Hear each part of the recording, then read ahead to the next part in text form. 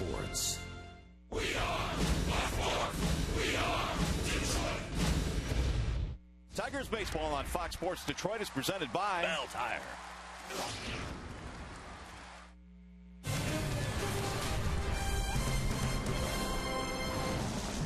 The Tigers and Royals have met 16 times already this season, with the Tigers winning 11 of those. And with first place in the balance here in KC, the Tigers are hoping to continue their dominance tonight behind right-hander Justin Verlander.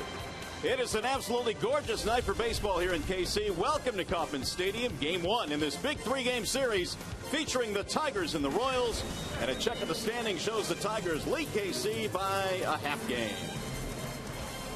Hi again, everyone. Welcome to Tigers Baseball. Mario and Pemba alongside Rod Allen. Glad to have you with us here for what should be a fun 3 days here in Kansas City. The Tigers, well, we got to get it going, Rod. Time running out. Well, no question about that. The Kansas City Royals, they really have not been in this position in the last 30 years, so it's going to be very important for the Tigers when they go out here today, take the crowd out of it very, very early. Do not give Kansas City any hope whatsoever, because the Tigers, they've kind of been here the last 3 seasons. Yeah, meanwhile, the Royals and their fans really excited. They have not been here for a long time, but really since July the 22nd, that's when the Royals started turning things around, and a lot of that has to do with their speed.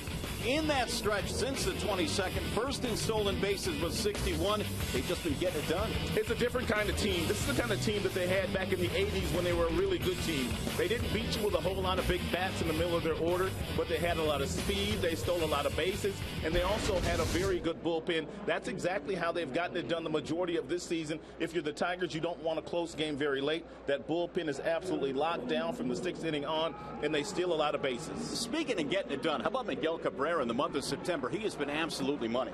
Well, Miggy's stellar. There's no doubt about that. It's really refreshing to see that ankle is somewhat healthy at this particular time, because when he's healthy, Miggy does major damage. This is since the calendar turned to September.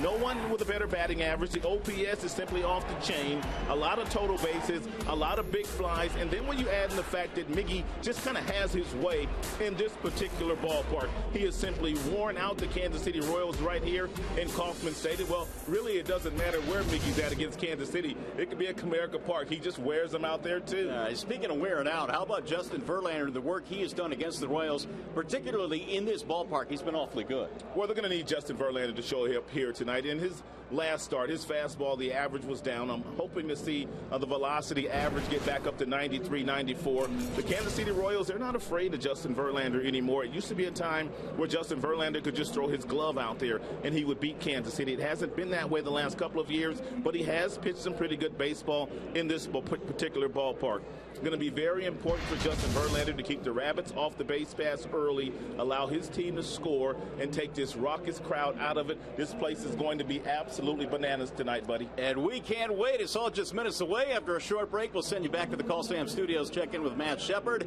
Coming up in this one, buckle up. It's going to be fun. Tigers-Royals, Game 1, big three-game series. Next.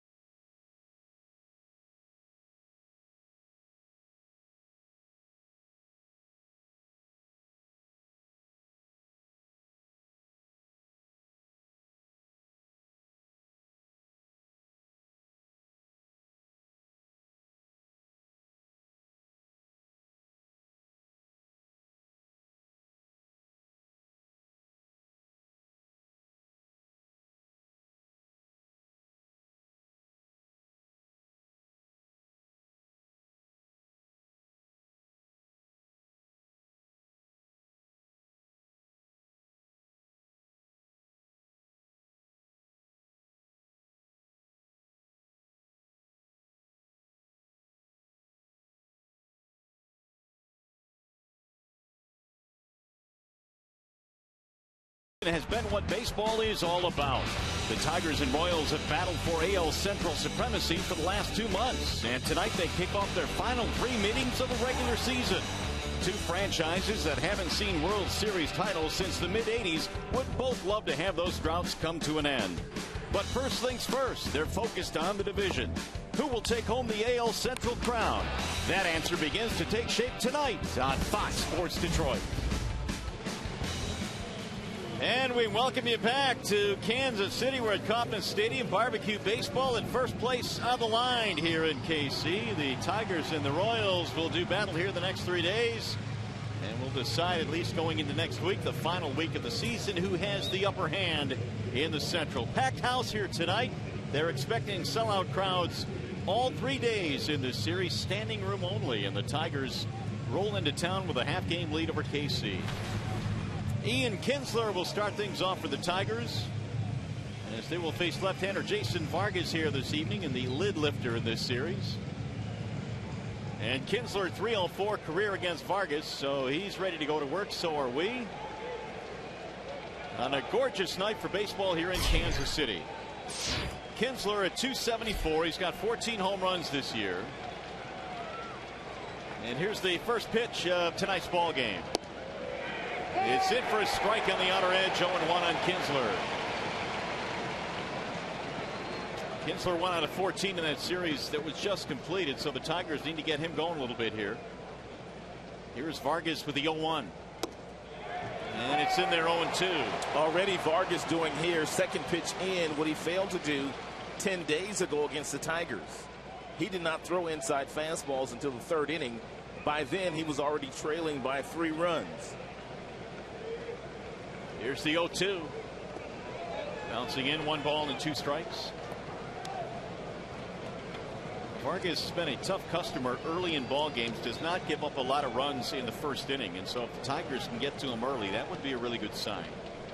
Just 4 first-inning runs this year. And it's popped up foul back out of play.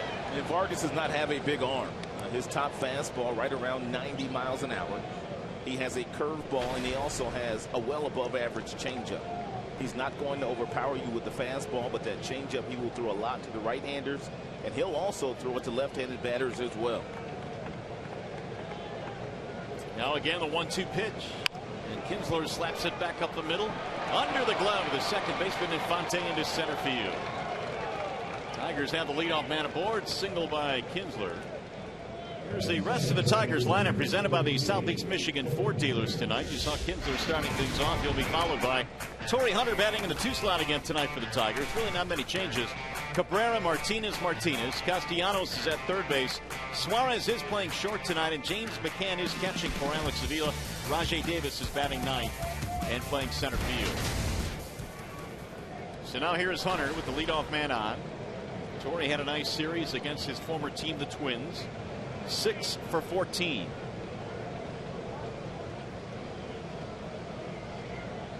And Torrey looks at a strike on the outer edge, 0-1. Hunter's had a good month of September, 308. A few of these Tigers have really hit the ball well here in the month of September. And J.D. Martinez, Miguel Cabrera, and also Victor Martinez, all 3, along with Hunter, over 300 in the month of September. Here's the 0-1, lifted toward right field, slicing back. Aoki going to the corner, still going back, and he stumbles and makes the catch. Kinsler tagging, he will move up. 1 gone now. Aoki had a little bit of trouble with that ball in right field. The field conditions tonight are presented by Ace Hardware and the Scotts Company. It is absolutely gorgeous. 79 degrees our game time temp. A touch humid, but still mostly clear, and really good weather for baseball tonight.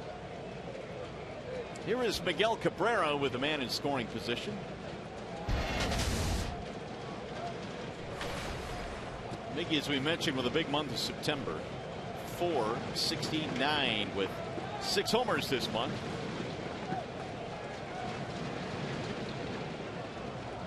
Vargas works it home and is fouled back out of play. And Vargas has started all 3 of the right-handed batters off in this particular inning with the same exact pitch. A fastball in the upper 80s on the outside part of the plate. Vargas, 31 years old, born in Apple Valley, California. In search of his 12th win of the season.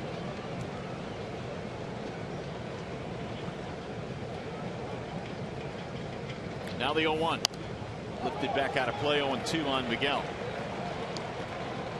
Cabrera 103 RBIs this year, trying to get to 100 runs scored. He has 97 so far. And Vargas needs to be careful. And when Salvador Perez calls for the fastball in, which he did on that last fastball, if you're Vargas, you better get it in there. He left that one in a dangerous area, but Miggy could only foul it straight back.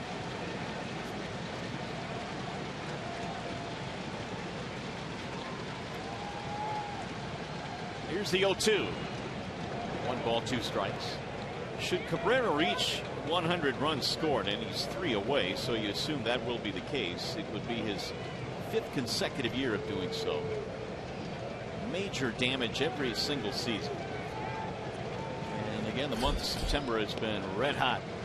Already 300 total bases for Miguel Cabrera this year, and for the 11th consecutive season.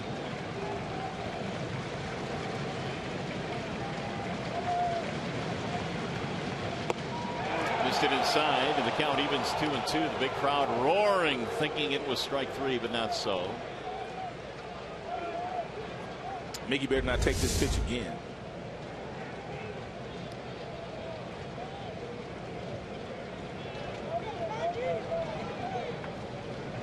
Only got the benefit of the doubt that time from Larry Vanover.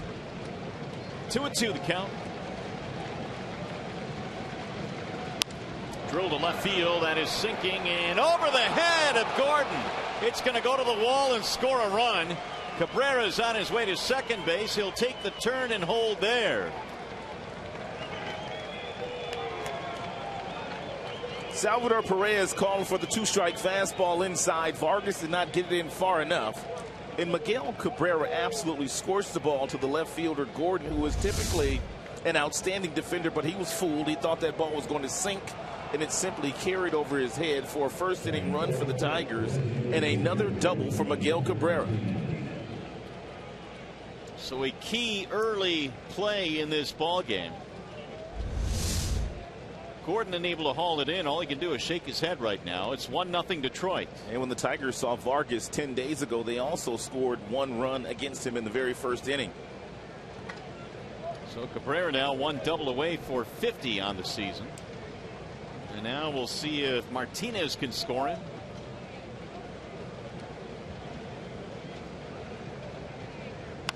Bouncing ball right side. He's going to find a hole, base hit. They're going to send Miggy home. Here comes the throw from Aoki, and it is not in time. It's an RBI single. Miguel Cabrera scores 2-0 Tigers.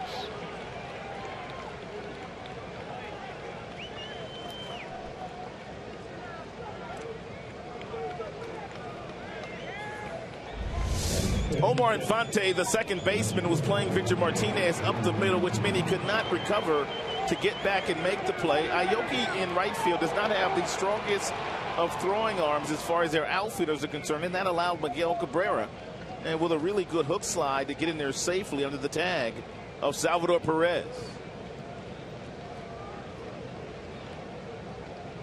So a great start for the Tigers. They get a couple of runs and still only 1 out in this inning. Tigers couldn't have drawn up this first inning any better. It's going to be a very raucous crowd here the entire weekend, so you try to take the crowd out of the equation very early, which they've done with 2 runs here in the first inning.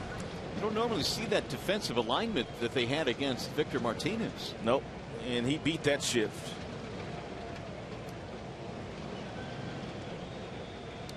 J.D. Martinez looks at a strike. 1 ball, 1 strike. So the Tigers now have effectively taken the crowd out of this game early here with a 2 spot in the first. Martinez at .314. J.D. 23 home runs this year. And he shoots this one down the line in left field. That'll get down a base hit. Victor on his way to second thought about it, but he'll go back to second base, and that'll leave him at first and second now on 3 consecutive hits for the Tigers. Let's take a look at the starting defense for the Kansas City Royals this evening, and it's brought to you by Tim Hortons. Left to right, they've got Gordon, they've got Kanan, they've got Aoki. Third to first, Moustakas, Escobar, Infante, and Eric Hosmer. Their catcher is Salvador Perez. Tigers have 4 hits already. Dave Island making a very early trip to the mound here to have a chat with Vargas, whose ERA is much higher in home games than it is on the road. Nick Castellanos now will step in. Double by Cabrera, single by Victor, and a single by J.D. Martinez. If Castellanos gets a first pitch fastball, expect him to swing at it. He looks at a strike call. Nick has hit safely in his last 5. 2 out of 8 in this series against the Minnesota Twins. That Twins team, man, they are just pesky. They've had the Tigers number really all season long. Here's the 0-1. 1 ball and 1 strike. Well, despite the fact the Tigers were frustrated in the final 2 games in that series, they've come out nicely here tonight. They put up 2 against Vargas. Only 1 out, threatening for more.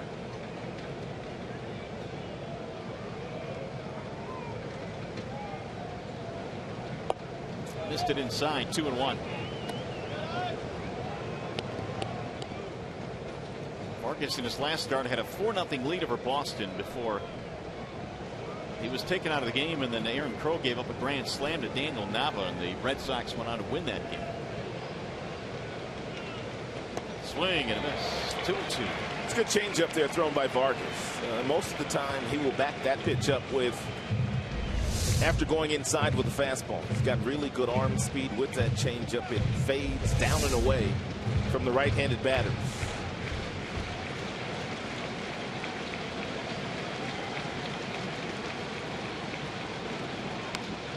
Hooked foul down the third base line.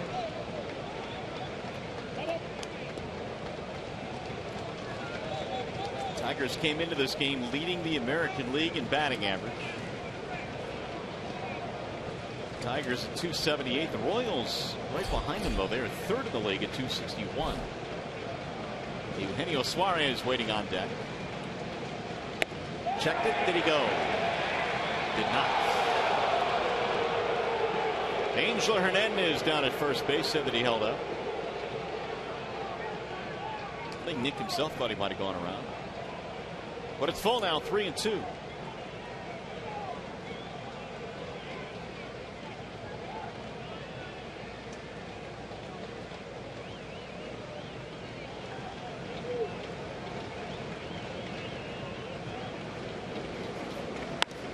High fly ball, shallow left field. Gordon coming in. He's under it now, and Castellanos is retired. There are 2 gone.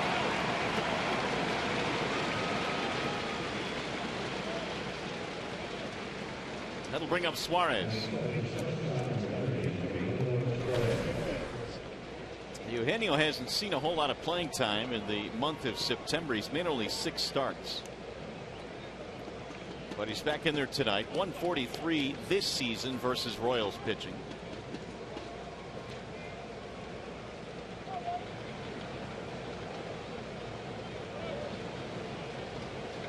Two runs in for the Tigers. RBIs by Cabrera and Victor Martinez. Swing and a miss. 0-1. Andrew Romine had seen the lion's share of the playing time recently for the Tigers. He'll get the night off. He has performed very well. Flawless at the shortstop position. He can steal your base. He's gotten some big hits as well while he got the bulk of the playing time. Just off the plate. Back-to-back changeups thrown by Vargas to Suarez.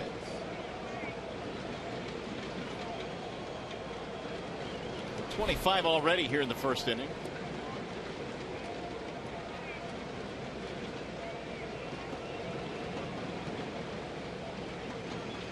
Now the 1-1. And it's in there for a strike. 1-2. And Suarez took a fastball right down the middle in the back of his mind. He must have been sitting on another changeup with Vargas. And threw that fastball right over the heart of the plate. Suarez could not get the bat off his shoulder.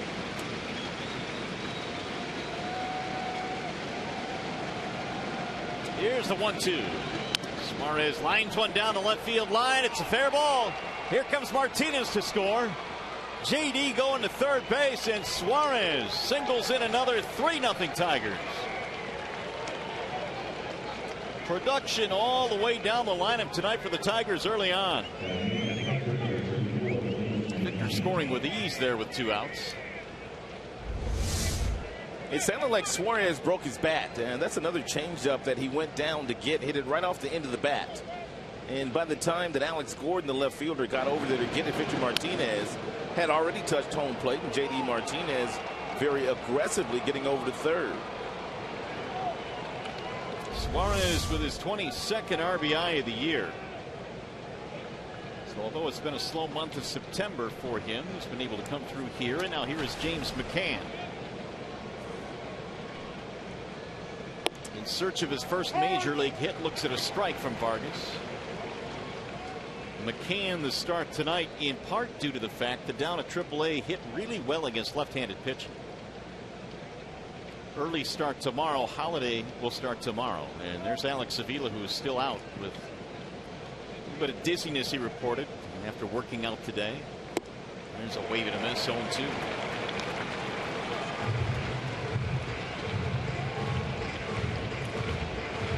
No balls, 2 strikes on James McCann. Hit .295 in the minor leagues this year.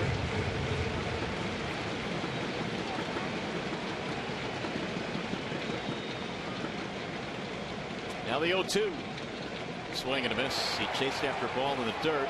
Perez will have to chase it down and throw him out, and that'll end the inning. However, the Tigers send 8 men to the plate. It all started with a single by Ian Kinsler. RBIs for Cabrera, Martinez, and Suarez.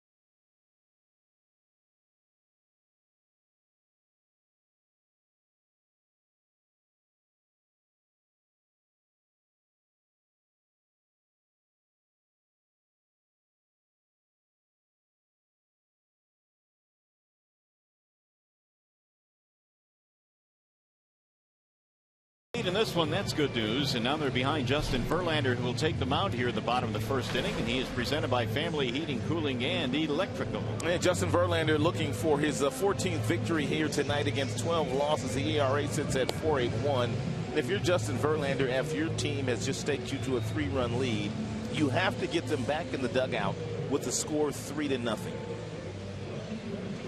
Here is the lineup he will face here tonight, presented by the Metro Detroit Chevy dealers. And they've had a shakeup in their lineup recently. Escobar is leading off these days, followed by Aoki and Kane. Gordon, Perez, and Hosmer in the middle of the lineup. And as you can see, Perez has big numbers against JV. Butler, Infante, and Moustakas rounded out for the Royals. And so here we go with a 3-0 lead. The Royals come to the dish. It'll be Alcides Escobar. Escobar, not your typical leadoff hitter, does not walk a whole lot, but Ned Yost made the change last Saturday when they were struggling in Boston, and they went on to play better baseball with Escobar leading off. Escobar and Kane moving up to the top part of the lineup, and as soon as they did that, they beat the Red Sox 7-1. They had gone through a stretch where they struggled to put up multiple runs. Here's the ball outside. 1 ball, 1 strike on Alcides Escobar. Normally used to seeing him batting 9th in the lineup, but he's leading off these days. He homered a couple of days ago against the left-hander Chris Sale of the Chicago White Sox. Now the 1-1.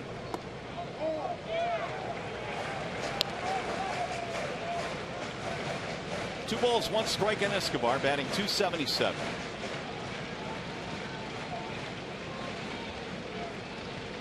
Verlander 13 wins, 31st start of the year. The 2-1 pitch. 3-1 on Escobar. Verlander apparently didn't like that call. Aoki is waiting on deck. He's been bumped down to 2 from the leadoff slot. Here's the 3-1. Swing and a miss. Full count now on Alcides Escobar.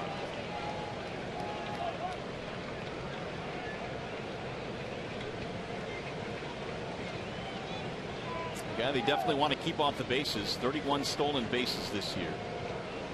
McCann flashing signals tonight. Here's the 3-2. Bouncing ball left side on the backhand there. Castellanos. 1 gone. Let's take a look at the Tigers starting defense presented by Beaumont Health System. J.D. Martinez is in left field. Rajay Davis in center. Torrey Hunter, he occupies right field tonight. Up the middle, they've got Suarez and Kinsler. On the corners, they have Castellanos and Miggy. And James McCann making his 2nd start at the major league level, putting down the fingers tonight for Justin Verlander. Here is Nori Aoki, who's about as hot as anybody right now in the game. 11 for 13 in their just completed series against the White Sox. And he'll look at strike 1. And when he puts the ball in play, if you're the infielders, not just Castellanos at third base where he's playing very in because Aoki likes to bunt, but if you're Suarez and Kinsler, you need to get rid of the baseball in a hurry with the ball hit to you on the ground. Aoki gets lots of infield singles.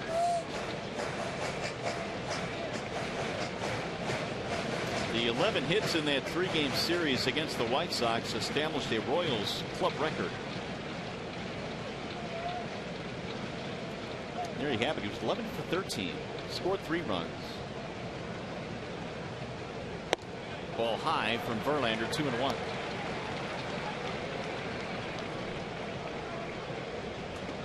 Give you the numbers on Justin at the top of the show. 10-5 here at Kauffman Stadium.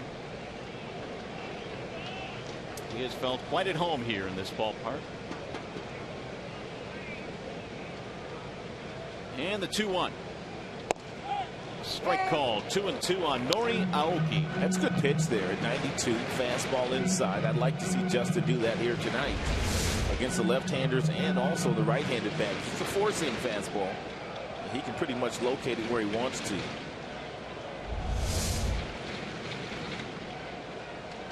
Bouncing ball back up the middle, and this one is going to find a seam into center field. So Aoki is now 12 for his last 14.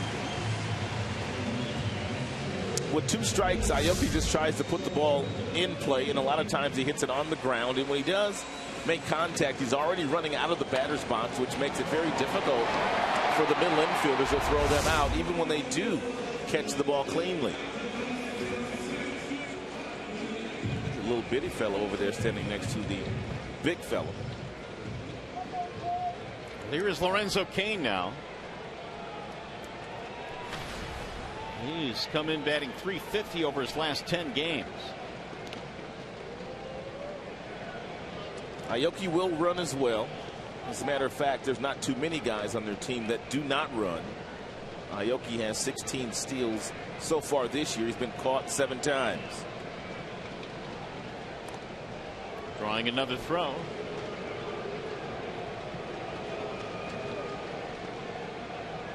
Tigers got 3 off Vargas in the top of the inning. Vargas threw 30 pitches. So you look at the numbers on Aoki, 70%.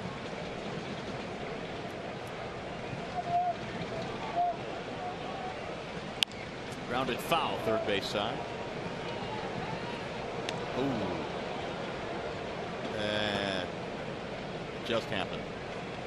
It's a long run, Yeah, boy, when you miss it like that. In front of a sellout crowd.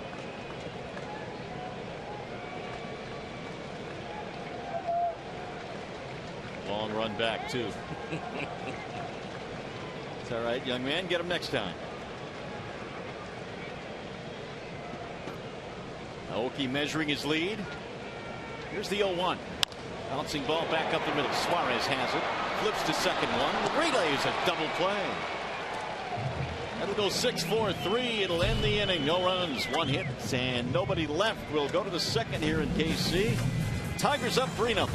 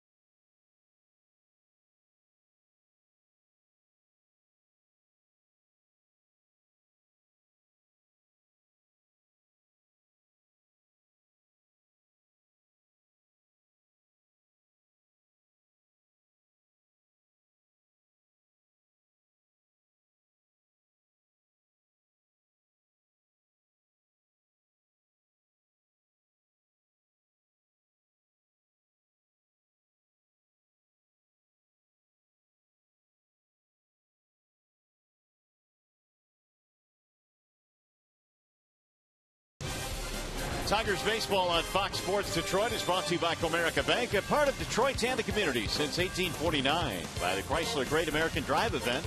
Great deals going on now. And by Stouffer's Frozen Dinners, freshly made, simply frozen. It's a beautiful day here in Kansas City. It's turned into a very nice night here at Kauffman Stadium as well, as Rajay Davis leads it off. The only Tiger that did not bat in the first inning. Tigers sent 8 men to the plate. They were 3 out of 5 with men in scoring position, and they lead 3-0. Here's the 1-0. Rajay shoots one to left center field. Base hit. Tigers teeing off on Vargas here.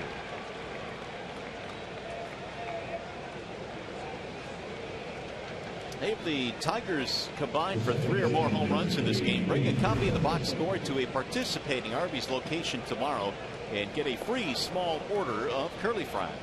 And Tigers already with 6 hits on the board here. They've hit everything that Vargas has thrown up there, whether it be the fastball, his changeup, or in Rajay's case, a curveball. Kinsler started the ball game with a base hit. He scored on the Cabrera double.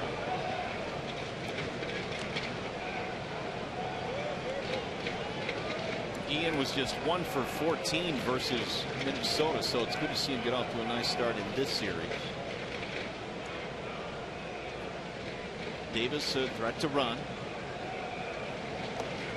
Ball low. Perez, good block.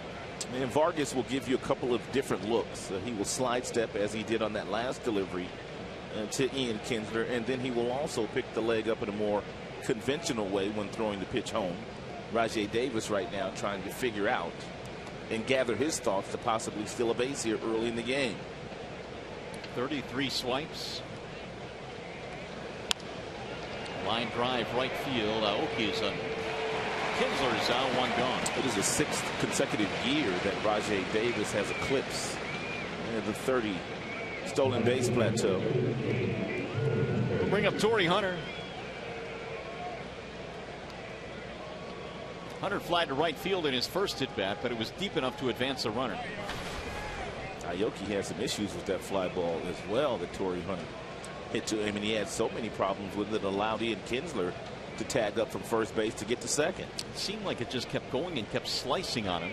It did. Into the corner, and by the time he gathered it in, he was on his heels. Gordon also had some issues with the line drive off of Miguel Cabrera's bat. Mickey drove in a run with a double over the head of Gordon.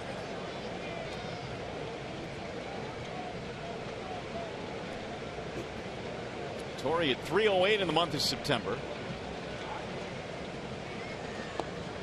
Looks at a ball low, 1-0.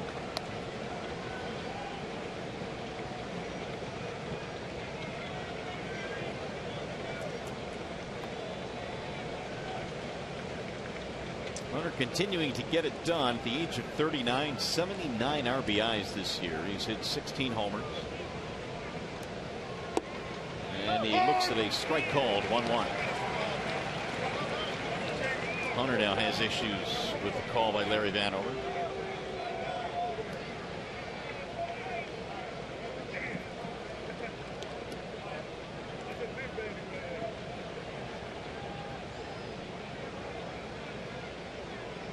Vargas ready with the 1-1 pitch. Fly ball right field again. This one toward the gap and hit well. Aoki is on the move, not going to get it up against the base of the wall. Davis on his way to third. They're going to send him home. Rajai will come around and score. It's a double and an RBI the other way for Torrey Hunter.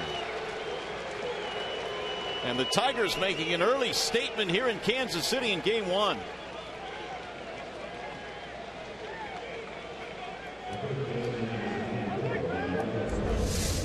It's a great game plan today put together by the hitting coach Wally Joyner. That's a fastball down that Torrey stays with, and once it splits the gap with Rajai Davis on first base, it was going to be no issue whatsoever for Rajai Davis to scoot home with those short, choppy steps.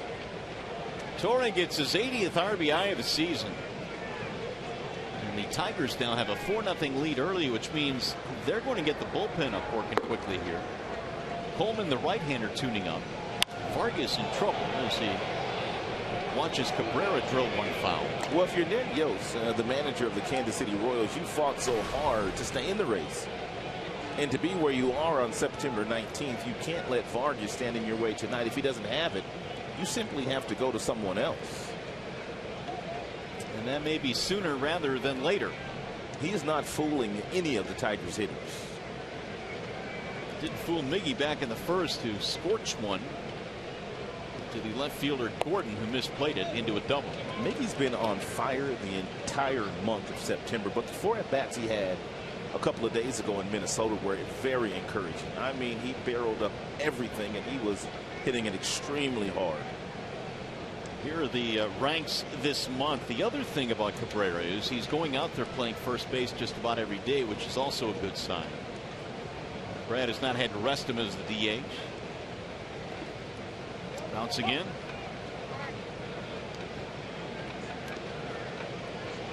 Not exactly the ratio that Vargas wanted early in this game. He's already at 40 pitches, 27 strikes. But as you mentioned, they are not being fooled at all by his offerings. Tigers sent 8 men to the plate in the first inning and scoring 3 runs.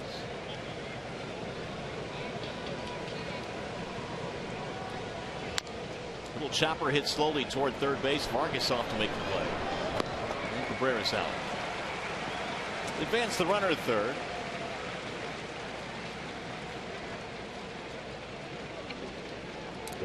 So with 2 outs, that'll bring up Victor Martinez.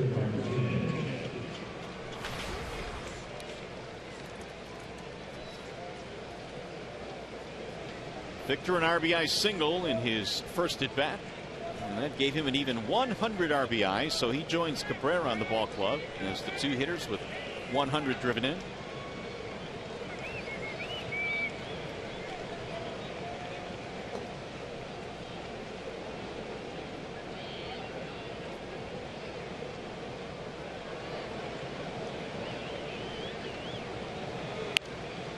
Soft ground ball to shortstop, fielded there by Escobar, and they'll get Martinez on one pitch to end the inning. Another run in for the Tigers. Hunter doubles one in. 4-0 Detroit.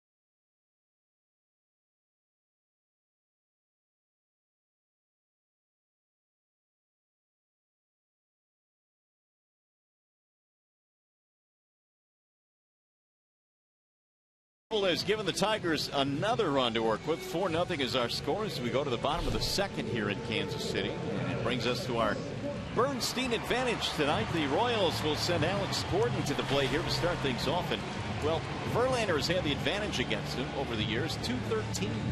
26 strikeouts. And for Alex Gordon against Justin Verlander in the 75 at-bats. We'll see if that trend continues here tonight.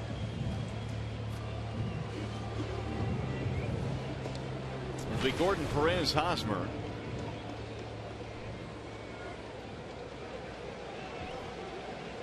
"19 homers this year for Gordon. He also leads the team in runs driven in with 70.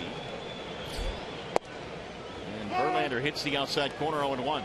Verlander now 4-4 in first pitch strikes so far this evening to the Kansas City Royals batters. Here's the 0-1. 0-2 on Gordon. He's hit safely now in 4 of his last 5.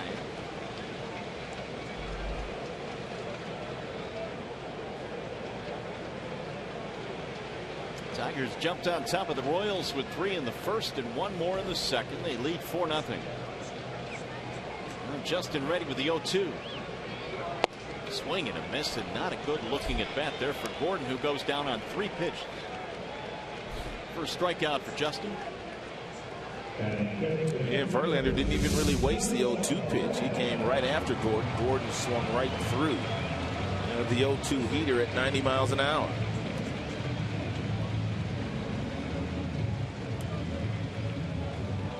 Bring up Salvador Perez. He's gone through it a little bit recently. On Wednesday, snapped an 0-for-12 slump, and now he calls time as he steps out. Very aggressive. He usually only sees 3 pitches, and he's out of there. One of the most aggressive hitters in baseball, Salvador Perez. Ball 1. Perez, good numbers against Verlander, 424. Wrapping up another really good season. Good looking young catcher for the Royals. Checked it. They will appeal. Did not go. 2-0.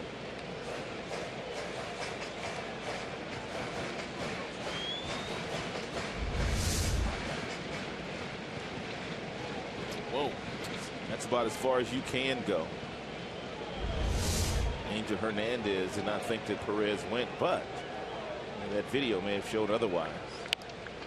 Soft line drive to the right side. That's going to drop. Base hit with a bloop single. He just has Verlander's number. It wasn't a screaming line drive, but it's a base hit nonetheless. Our predictions for tonight's Fox Sports Detroit Tigers Player of the Game, presented by McDonald's new triple cheeseburger for just $2. Going to go with JD tonight. I've got Justin Verlander. Real good numbers in his career in this ballpark, and he's off to a nice start so far here this evening. And our buddy John Keating has Miguel Cabrera. So really everybody doing pretty good tonight so far. It's the second hit allowed by Verlander. That'll bring up Eric Hosmer.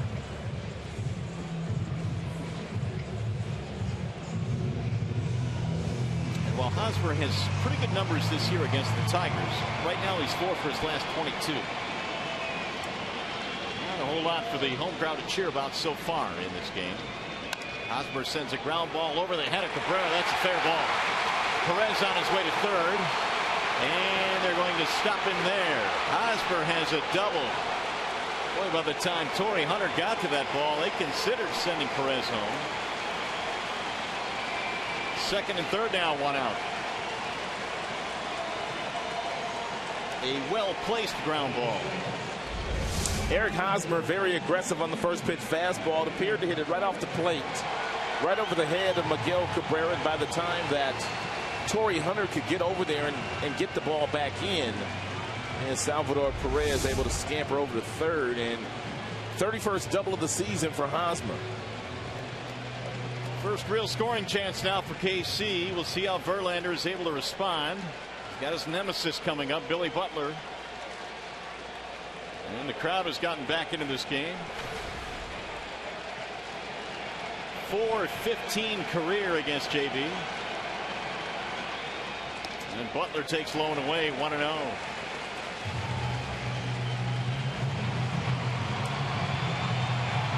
Last time the Tigers faced the Royals, Butler played in only 1 of the 3 games. That game was against Justin Verlander, and Justin Verlander held him hitless in that particular game. Butler gave way to Josh Willingham in the other 2 games. He served as the DH. Here's the 1-0. Outside, 2 balls, no strikes. McCann had to go down again and block it. And Butler sitting in a real nice fastball count here. Runners on second and third with a base open. Yeah, but Justin's going to have to give him a fastball. Billy Butler batting .265. It's been a down year for Butler in many respects. Only 9 home runs this year. I thought the 4-run lead would quiet this crowd down, but not yet. Here's the 2-0. Butler takes inside, 3-0.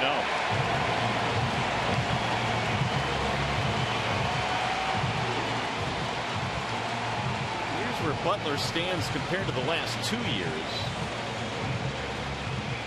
Numbers way down. Ned Yost might give him the green light here. I know they're down by 4, but he's got monster numbers against Verlander, and should Verlander just try to get a fastball over the plate, Billy Butler might just swing at it. He does, and he hits it in the air to shallow right field. Charging is Torrey. He'll make the catch, and the runners will have to hold. That is the last thing that you want to see if you're Dale Swain, the hitting coach, or if you're the manager, Ned Yost. You turn Butler loose, 3 balls, no strikes. He knows that he's going to get a fastball here from Justin Verlander, and he's late on it. He flies out harmlessly to right field. And that is the main reason why a lot of guys don't swing 3 balls, no strikes. Yeah, great example of it there. And boy, Verlander with a big turnaround now. With 2 outs, he'll face Infante. So Butler helped him out there. And now Infante batting .256. A career high 64 RBIs this year for the former Tiger.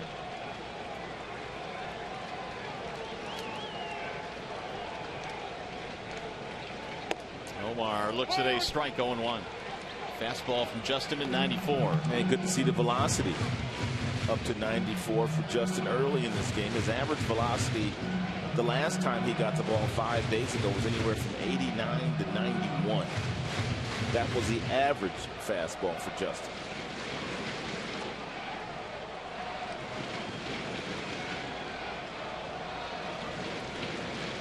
Here's the 0-1. Bouncing ball left side. Castellanos gloves. He'll throw to first in time to retire the side. So the Royals threaten but do not score. They'll leave a couple of men on base. Verlander gets a couple of outs. And you're watching Tigers baseball presented by Bell Tire.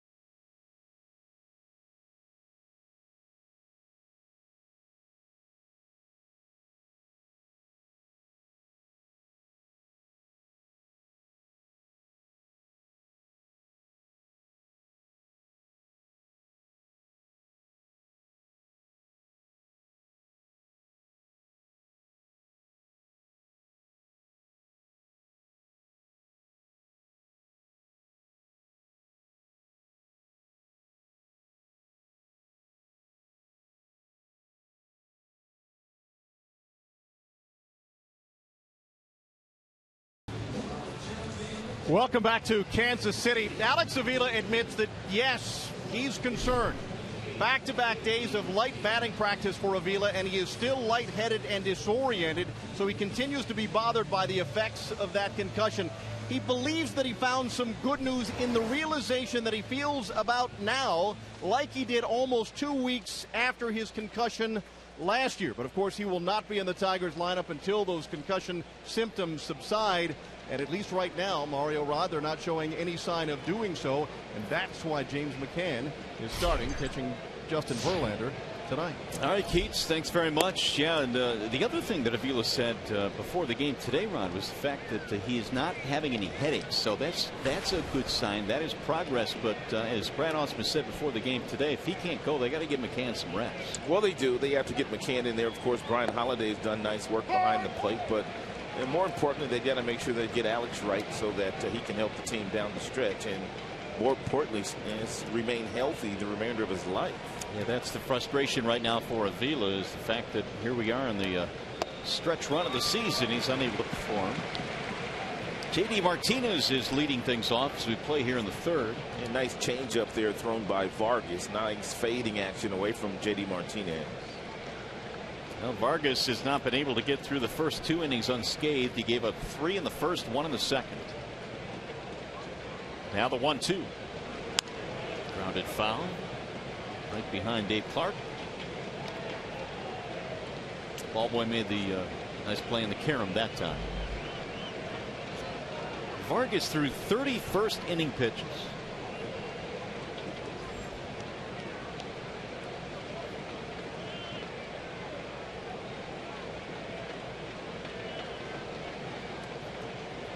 One-two is inside. 2 balls, 2 strikes. Yeah, you wonder if it would double up with the fastball inside or whether he simply will go back outside with a changeup here.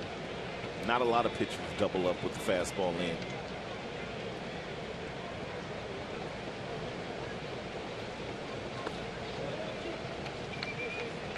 Full count now, 3-2. Waiting on deck, Castellanos. Vargas, by and large, does not beat himself with walks. He averages about 1.9 per 9 innings, which is top 10 in the league. There's a check swing roller towards second. Fonte will throw him out. 1 gone here in the third. Hey, tickets for potential American League Division Series games are on sale right now. Guaranteed tickets for all potential Tigers postseason games by placing a 2015 season ticket deposit. Visit Tigers.com for details.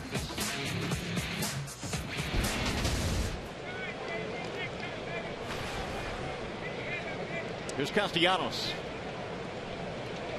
They flied out his first time up, 0 for 1. 265 batting average.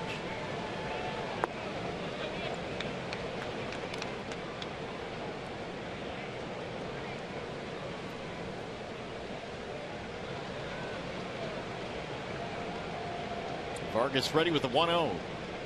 Castellanos waves and misses. 1 ball, 1 strike. The Tigers have to continue to have the same kind of approach they've had in the first couple of innings against Vargas. They can't start taking those big swings against that changeup. Yeah, because that approach in the first inning was really impressive. The guys were laying off the balls that were out of the strike zone, forcing Vargas into coming over the heart of the plate. When he did, they made him pay. Tigers already 7 hits here tonight. Cabrera doubled in a run. Martinez, Victor that is, singled 1 in. Suarez singled 1 in. 2-2.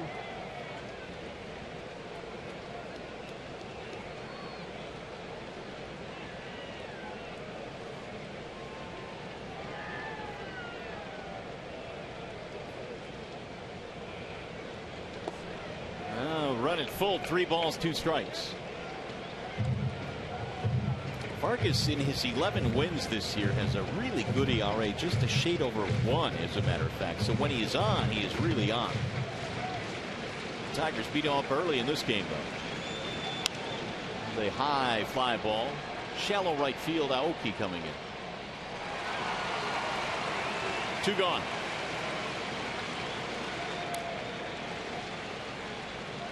Now Suarez.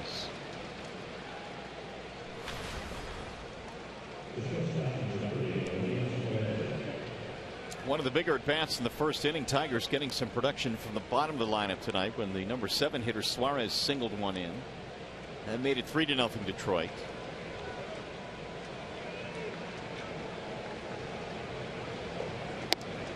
Suarez losing much of his playing time because the bat went silent in the month of September, just a little bit over 200.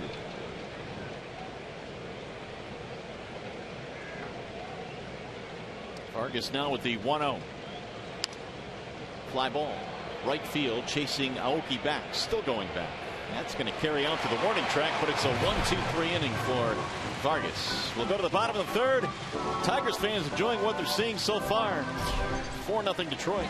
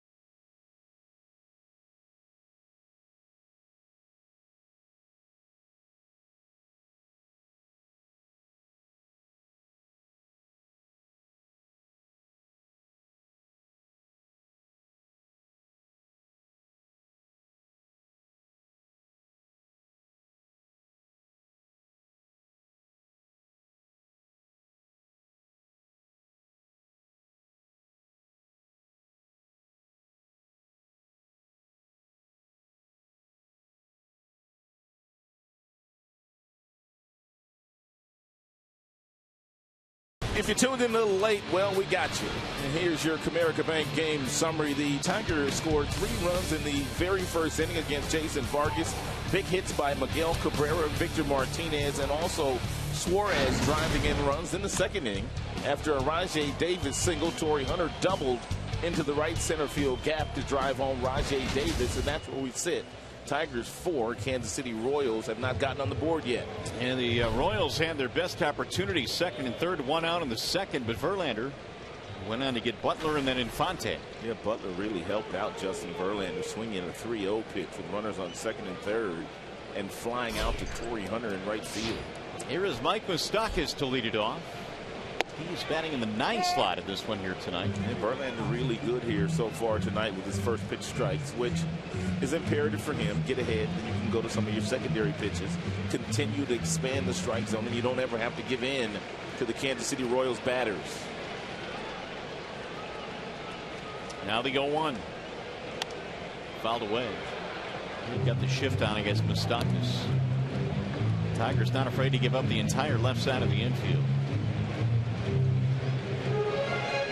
Castellanos in short right. Escobar, then Aoki to follow. 9-1-2 for Ned Yost. Here's the 0-2. High, 1-2.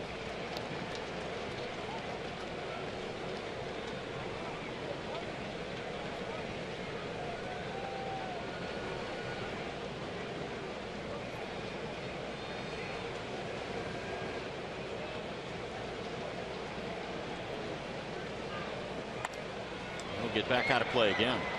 Mentioned James McCann doing the catching tonight for the Tigers. He really had a nice season offensively down at AAA Toledo, Rob. But one of the things they say about McCann, which is one of the reasons they're not afraid to put him out here in the pennant race, is that he really does a good job of handling a pitching staff. He's very smart. He was studying some video today, not only on the Kansas City Royals hitters, but also on Justin Verlander. Another foul back out of play. It's the first time he's caught Verlander in a major league game. He did start one game at Comerica Park, and he caught David Price in that particular game, but they really like his intangibles. Well, I asked Alex Avila today before the game. I said, since he can't play, how much do you help McCann in getting ready for the Royals tonight? He said, yeah, I'll sit down with Jeff Jones. We'll help all we can. He goes, I'll give him all the info I've got. There's a ball low and inside, 2-2. Yeah, the one thing that helps McCann in this particular situation is the fact that Justin Verlander has had so many starts against the Kansas City Royals, and he has been so successful against the Kansas City Royals that he'll pretty much call his own game here tonight. Now Moustakas waiting on a 2-2. Popped up foul back out of play. That was a perfect example of what I was talking about. McCann put down all 4 of the pitches that Justin Verlander will throw, and Justin didn't settle on the pitch until he put down the 4th sign. And here you go. Fastball away, breaking ball, changeup, slider, finally goes to the breaking ball.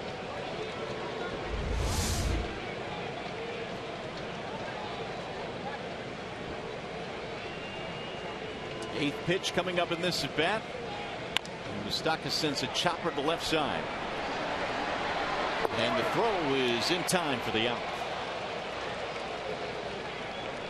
Suarez shoots him down, 1 gone. So the only guy on the left side of the infield, and he hit it right at him. 1 away now for Escobar. He bounced out his first time up 0-for-1. Escobar has been awfully durable this year. He has started all 152 games the Kansas City Royals have played in. More than likely, he will play all 162 contests this season.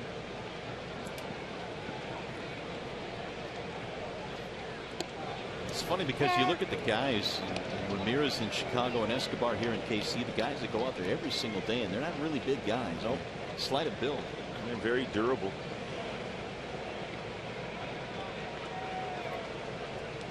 Now the 0-1 to the second baseman Kinsler. And Escobar is out, 2 gone. Time for a game break now. Back to the studio we go. Justin White.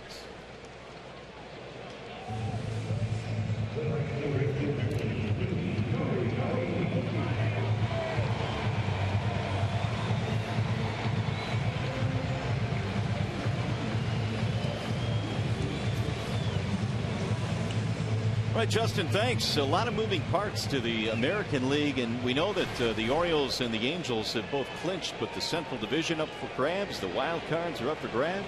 Should make for a very exciting last week of baseball. Aoki looks at a strike, 0-1.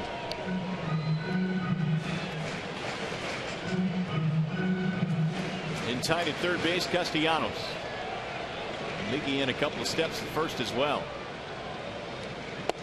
Aoki looks at another strike, and he didn't like that. And so far, Justin Verlander pounding that strike zone, and he has not been afraid to throw the fastball inside to the left-handers and the right-handers. This one might have been a shade off the plate, but he was given the call by Larry Vanover, the home plate umpire. Vanover went out there to kick some dirt off the plate. I think it basically was a chance for him to say, don't show me up, to Aoki, who had a really big response to that last pitch. Aoki doesn't strike out all that often. In this particular situation, he will simply try to slap the ball to the left side of the infield and try to get another infield single. If you hang him a breaking ball, he'll turn on that, but the majority of his hits are to left field. It'll bounce in well in front of the plate. 1-2 on Aoki. The Royals got him from the Milwaukee Brewers, and I remember early in the season he really wasn't doing a whole lot, Rod. We were thinking, well, they got him to really ignite the offense, and it really hasn't happened until now. Or Gerard Dyson was playing some good baseball, and he is now sitting on the bench, and Aoki's gotten hot, so now he's playing. He'll shoot that one towards second. Nice easy hop for Kinsler, who throws a little wide, but in time for the out. Justin has 3 ground ball outs here in the third. They go 1, 2, 3. Tigers coming up in the fourth, leading by 4.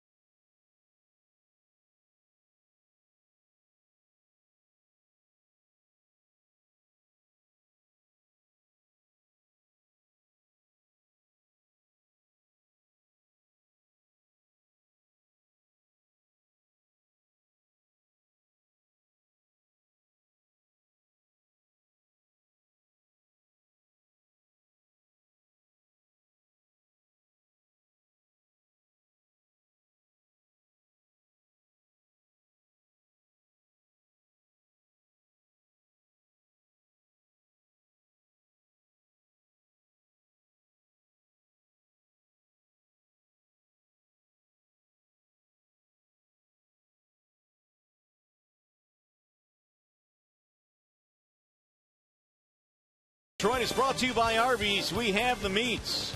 And by Bell Tire. Get the lowest tire price, period. Bell Tire. That is Union Station in downtown Kansas City, and a spectacular night for baseball so far. So good for the Tigers. They lead 4-0. And Vargas goes back to the hill as we go to the top of the fourth. It'll be James McCann to lead it off. And McCann checks his swing. Strike one, says Larry Vanover. And McCann a little bit too jumpy. He needs to make sure that he gets a fastball up in the strike zone. And then when he gets that fastball, don't try to kill it. Just try to hit it up the middle. He's already left the strike zone on several pitches today thrown by Vargas. Here's the 0-1. Shot to center field. That's going to drop. Base hit. And that'll be the first major league hit for James McCann. Well, he got a ball up and he hit it right back up the middle. So McCann is 1 for 2 tonight. That'll be his first big league hit. The 8th hit of the night so far for the Tigers.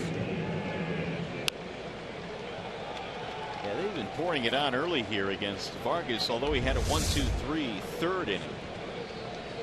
They'll start things off with a single here in the 4th. That'll put a smile on Mr. McCann's face. Here's Rajai Davis.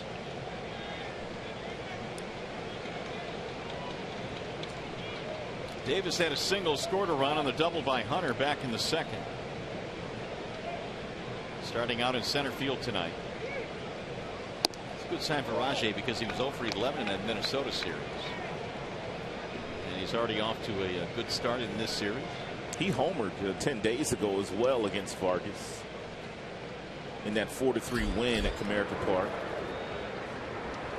Coleman up again in their bullpen. Casey Coleman. He was up earlier in the game. I think you hit the nail on the head earlier, Rod, when you said Ned Yost's not going to let this one get away much more. He can't. And not the way that Verlander is pitching so far in this game. Don Wakamatsu, he's the bench coach of Ned Yost.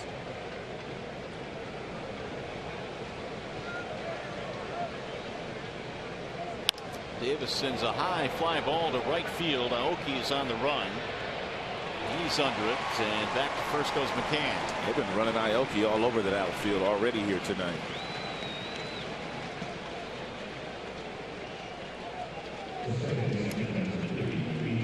Here's Ian Kinsler.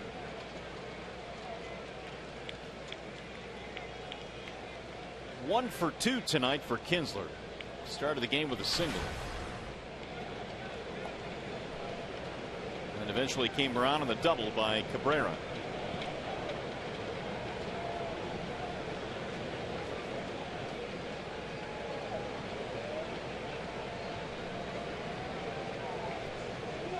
There goes the runner. McCann on the move. Throw from the knees, not in time by Perez. So McCann steals his first bag. Well, the last thing they were expecting was for McCann to take off and steal his first base of his career. Therefore, the catcher, Salvador Perez, simply had to throw from one knee, and he nearly got it. It's a late slide by McCann, almost a dangerous slide. You've got to start your slide a lot sooner than that. You can't slide that close to the bag. That's how good the arm of Perez is from a knee, and he threw a BB down to the bag. Have to have McCann out for some sliding practice. Bring out the slip and slide. Exactly. Kinsler waits on an 0-1.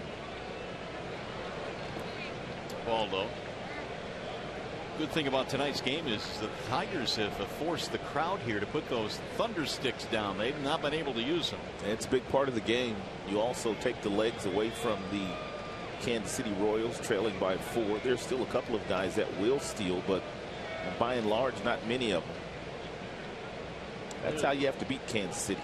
There's some of those thunder sticks, but Royals fans, well, they're just holding on to them right now.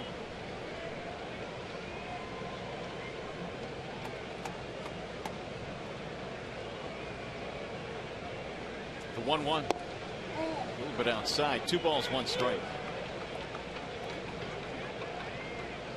3 for 7 tonight for the Tigers with men in scoring position. If you're Ian Kinsler here, you could sit on a changeup if you choose to do so. 2-1 count. More than likely he's going to throw you an off-speed pitch. If he does throw you a fastball, you simply take it for strike 2. Ian shoots one fair down the left field line. McCann rounding third. He will score. Kinsler on his way to second with his second hit of the evening. It really doesn't matter what Vargas throws up there tonight. The Tigers are simply wearing him out, and that was going to be the last pitch he's thrown of the night. And Yost says, I need someone else. This is not working out. 5-0 Tigers. And an RBI number 83 for Kinsler. Going to be a short night for Vargas. The Royals starter will head back to the clubhouse. Wallside Windows pitching change. We'll be back.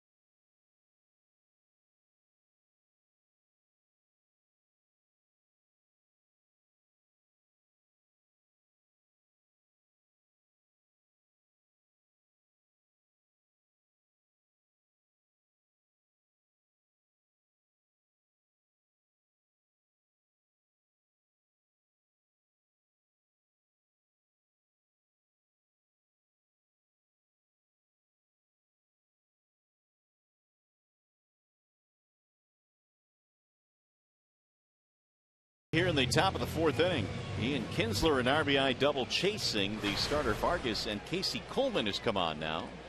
And Casey Coleman pitching in his 9th game at this level, 10 1/3 innings. The ERA sits at 2.61 for the right-hander, who basically goes fastball, slider, change. Tigers have 5 runs, 9 hits, no runs, 3 hits for KC. Hunter with an RBI double tonight.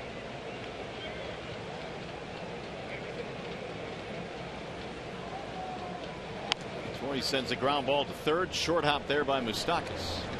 We'll check the runner. Throw out Torrey.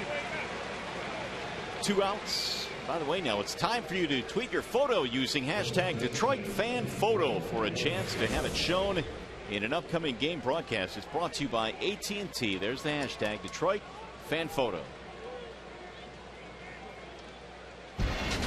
And we told you the last time that we saw Casey Coleman at Comerica Park. He's part of a 3-generation family. His dad, Joe Coleman, also pitched for the Tigers. He won better than 20 games on 2 occasions for Detroit. And his grandfather also played a little bit of time with Detroit. All 3 guys. So 2 Joes and a Casey. And the 2 Joes and a Casey are the only 3-generation family of pitchers in Major League history. Oh, how about that? Yeah.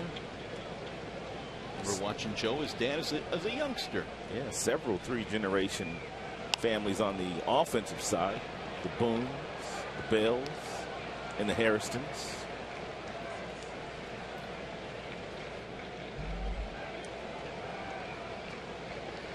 Cabrera doubled in a run back in the first inning. He's 1 for 2.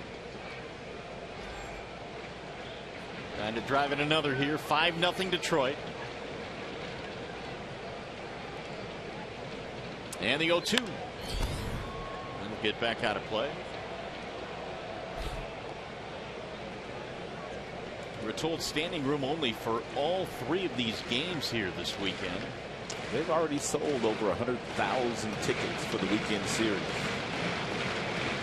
Arguably the biggest weekend of baseball they've had here in Kansas City in the last 30 years. 1982. The last time they had a 3-game series with this kind of attendance. 0-2 on Cabrera. Jason Vargas threw 66 pitches before being taken out of the game. 42 of the 66 were strikes, and the majority of the strikes did not make it to the catcher's glove here tonight.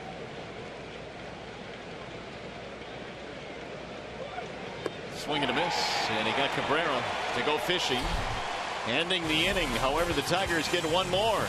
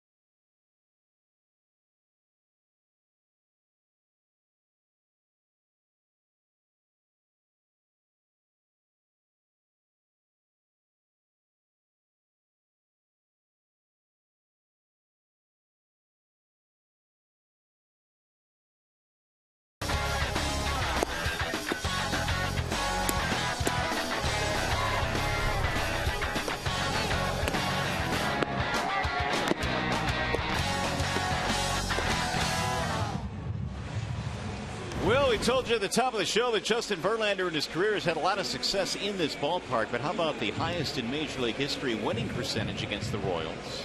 720. JV on that list behind Clemens and John Garland. And Mike Mussina also on that list. Here's Lorenzo Cain to start things off, and he takes strike one.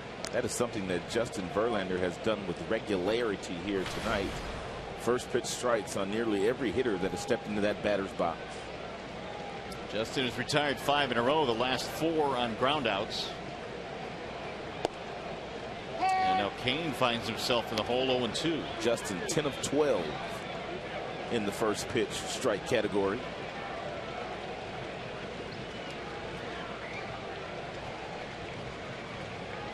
Here's the 1-2 pitch. The Royals beat up on Chris Sale the other night, which doesn't happen very often, but Cain had a big home run in that game. In fact, he hit it on an 0-2 pitch. And I read today where that was the first ever home run Sale gave up on an 0-2 pitch. Yeah, Cain said he hung him a breaking ball and he just hit it. Little looper in the shallow center field. Rajay not going to get there. Base hit.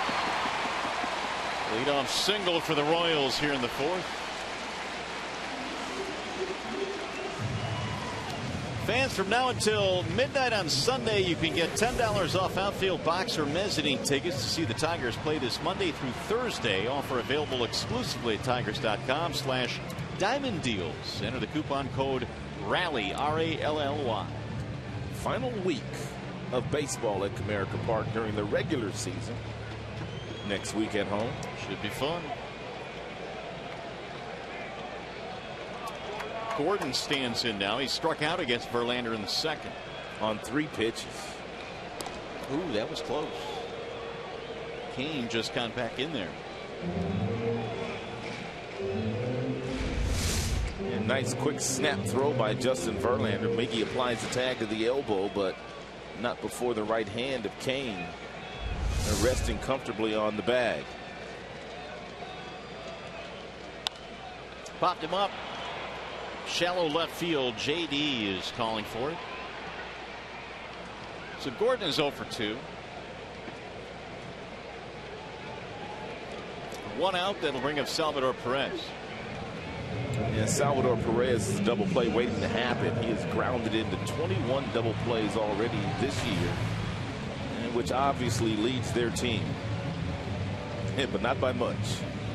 Billy Butler not far behind. Billy's grounded into 20.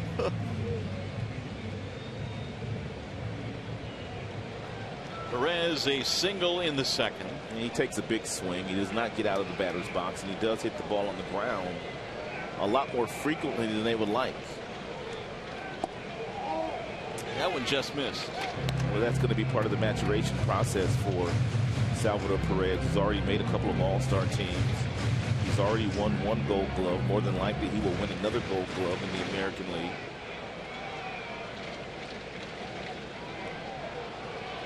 Now the 1-0. Bouncing ball to third. Castellanos. He'll go to second. There's one. Relay up the line, but a tag there by Cabrera and another double play. Make that 22 of those bad boys. That'll end the inning. We go to the 5th.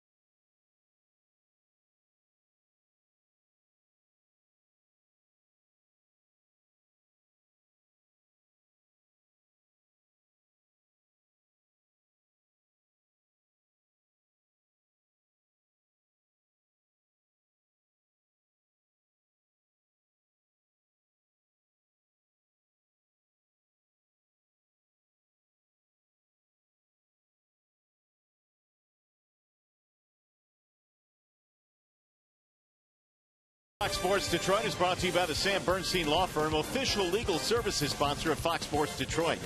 And by Chevy, it's Chevy Truck Month, where great deals and great trucks come together at your Chevy dealer. Streets of Kansas City a little barren tonight, Rod.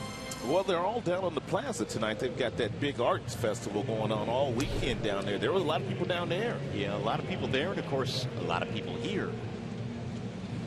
The Royals fell behind early in this game to the Tigers, who have kept on the pressure. Detroit leading it 5-0 as we go to the 5th. Are you big into art at all? Have you bought any pieces where you've kind of gone out and looked at them yourself and then picked them? Not really. I would say probably not. I'm not the very artistic type of guy. How about you? No, I'm not that guy either. My wife, she's picked out a few pieces. Is that right? Yeah. I wouldn't know the difference between something you drew and something that's really good. Or whether it was worth $1 or whether it was worth $500,000. Well, here is Martinez to lead it off here in the 5th. Victor, then JD, and then Nick Castellanos. And Victor swung at the first pitch in both of his plate appearances so far here tonight. One successful with a base hit and an RBI, and then the other one a ground out. Took the first pitch that time.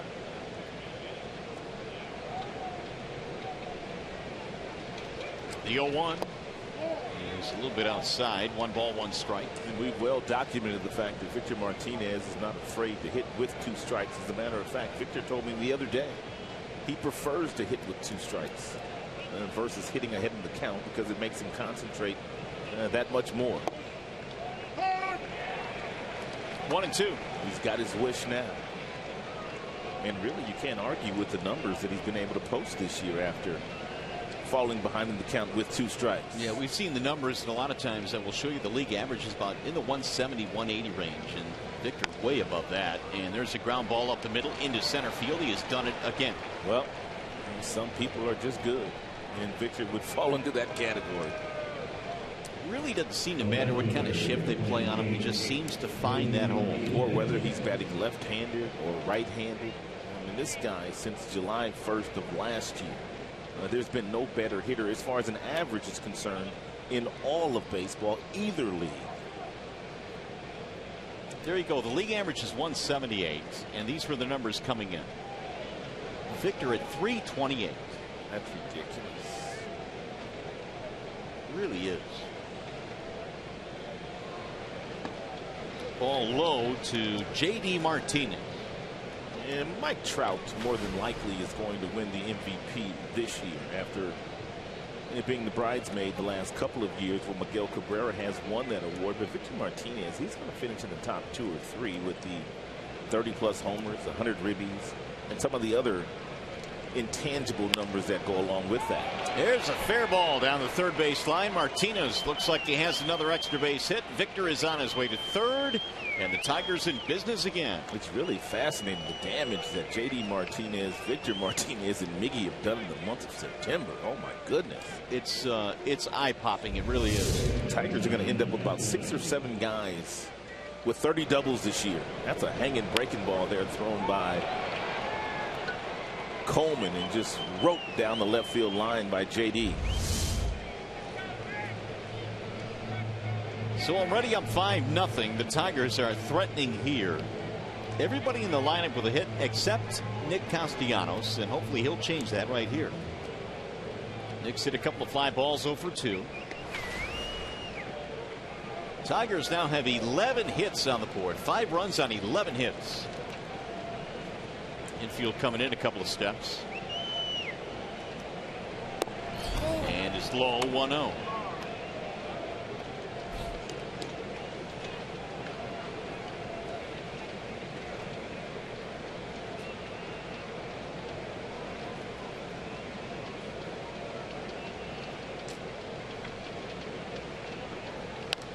And on his hands that time, fouled back.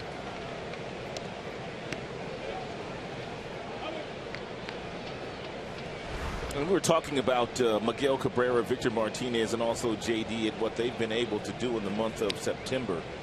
Not only are they getting it done with base hits, but they're doing major damage in the extra base hits department. 6 homers, 4 homers, 6 homers for J.D. I'm still trying to figure out this whole J.D. Martinez thing. Oh, you know what? He's riding this thing out, isn't he? He is. I mean, we just keep waiting. And at this point, we're not waiting anymore because it's not going to happen. But you wait for that one stretch. One of the best stories in all of baseball this season. 1-2. Almost hit him. 2 balls, 2 strikes. That's not a bad pitch there by Coleman. Make Castellanos move his feet. He can go one of 2 ways now. He can go back inside with a fastball, or he can simply go away with a breaking ball. But if he doesn't bury that breaking ball, Castellanos is going to put it in play. He's going to hit it to right field.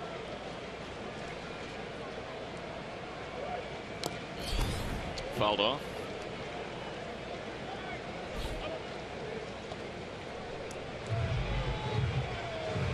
Coleman came on in the 4th, retired the 2 batters he faced after the RBI double by Kinsler.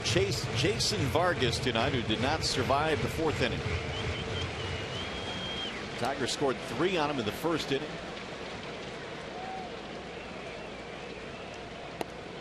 Low 2-2.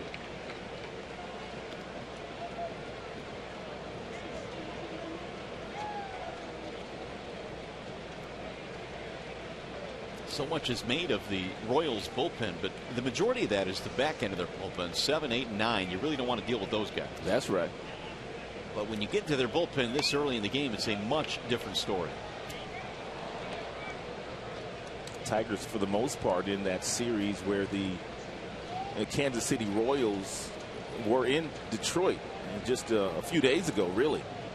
That last homestand, Tigers did not have to see the back end of that bullpen. They got in the front of it every game in that series for the most part. 3-2. Fouled away again. Castellanos is one of the few in the big leagues that will visibly change when in the batter's box with 2 strikes. He will spread out and he will not pick that foot up. He will choke up ever so slightly on the bat, and really his concentration is right now just trying to put the ball in play. He's hoping that Coleman makes a mistake. It's called an emergency stance. Another foul. Here's one look at the emergency stance 2-strike approach by Castellanos. You see how far he spread out? And he doesn't even pick the foot up. He's already gotten spread out to the point of where he would normally stride, and he just wants to put it in play. That's all he wants to do. Here's the 9th pitch coming up in this at bat. And he drives one to left field, a base hit. 1 run scores. And JD will hold at third base. Castellanos gets on the board with an RBI single. I see you, Nicholas. What an at bat that was. A 9-pitch at bat that results in an RBI single. It's all Detroit tonight. They lead 6-0 now. Yeah, that 2-strike approach finally got him something up in the strike zone, and he just kind of pulled his hands up ever so slightly. Hit a line drive right over the head of the shortstop, Escobar. And so now every Tiger starter tonight has at least 1 hit. Castellanos joins the party.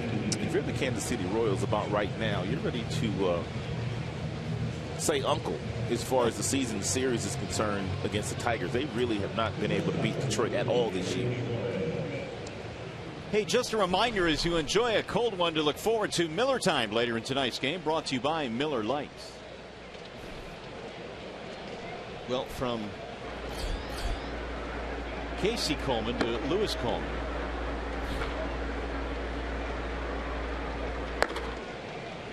Suarez the batter. There's still nobody out in the inning. And he looks at a ball inside 1-0. Coleman's got a live arm.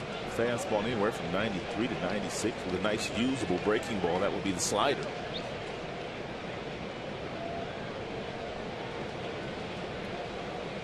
But the Tigers got their hitting shoes on here tonight. They already got 12 knocks.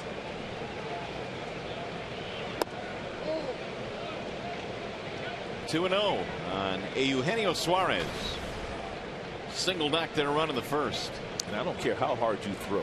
If you continue to get yourself behind in counts to a quality big league offensive team, you're not going to be able to throw the fastball by him 2-0, 2-1, 3-1. Soft line drive to left. That's going to drop. Base hit. Get another run in. JD Martinez scores, and for Suarez, his second hit, second RBI. And this big crowd, which came to the ballpark tonight primed, is now stunned. It's 7-0. It's going to be it for Coleman.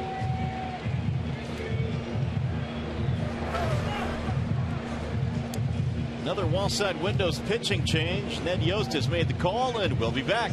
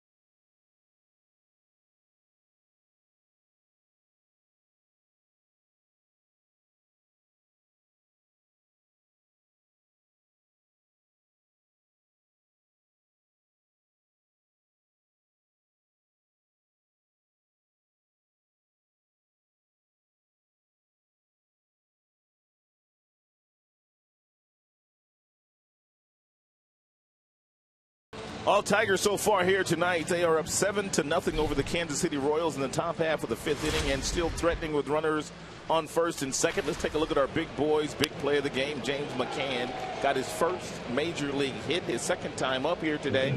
Stole his first base in the major leagues, and he also scored his very first run, driven in by Ian Kinsler. So nice productive night so far by the Tigers rookie catcher.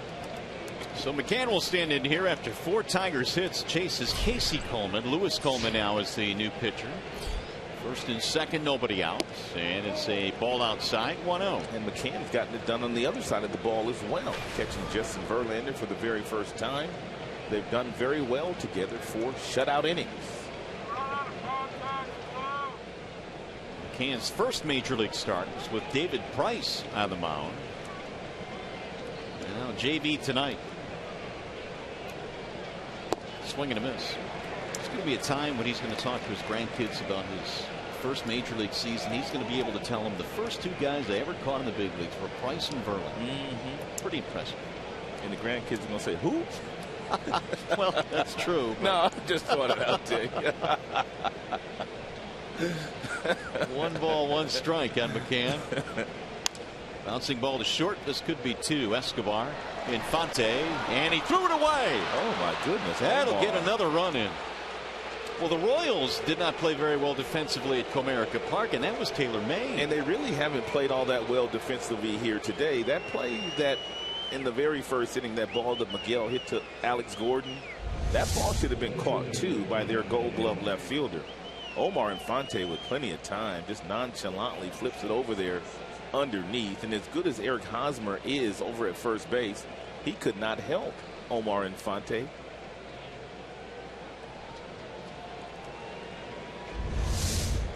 So the Tigers get another run to make it 8-0. And even when they hand the Royals a couple of outs, they won't take them. Here's Rajai Davis. Fielder's choice E4, no RBI in the play for McCann.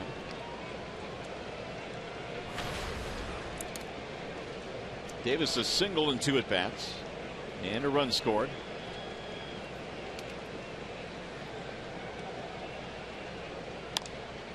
Lifted down the right field line, slicing away from Aoki, but he's there. McCann retreats. Second time that Rajai Davis has flied out to right field in the game. Bring up Kinsler. Nice night for Ian. Single, double, RBI, run scored. That was good to see at the top of the lineup. You talked about the fact how he struggled in his 14 at-bats in Minnesota, the first leg of this trip. Yeah, the middle of the lineup tonight is 5 for 9, but maybe more importantly, Kinsler is having a good night too.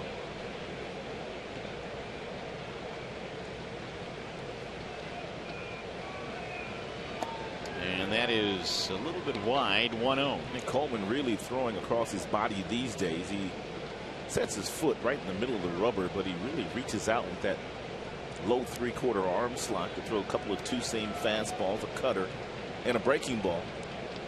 Tricky arm slot. Driven deep to left. Ball is hooking down the line, and that is a fair ball and a home run. What a day for Ian Kinsler. It just got a whole lot bigger. A 2-run shot for Kinsler, and the Tigers lead 10-0. Single, double, homer now for Ian. This is exactly the way the Tigers wanted this game to go. Not necessarily scoring 10 runs, but they wanted to take the crowd out of the game early, which they've been able to do. And their plate appearances today have been outstanding.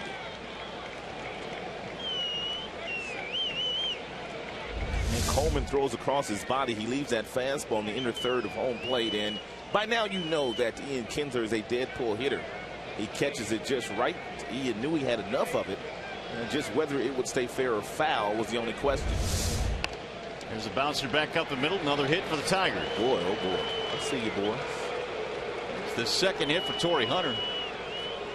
Well, the Tigers have rolled into Kansas City after a nice day off yesterday. They've made an emphatic statement tonight. And some of the fans are getting up and heading for the exits. I hate to say that, but they are. You're hearing a few boos as well. Here is the 9th man to bat in the inning. That'll be Miguel Cabrera. 15 Tigers hits in this game.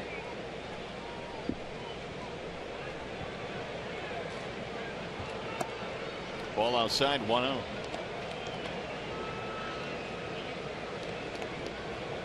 Double, knocked in a run for Miguel back in the first after an 8-for-14 series against Minnesota. They had trouble getting him out.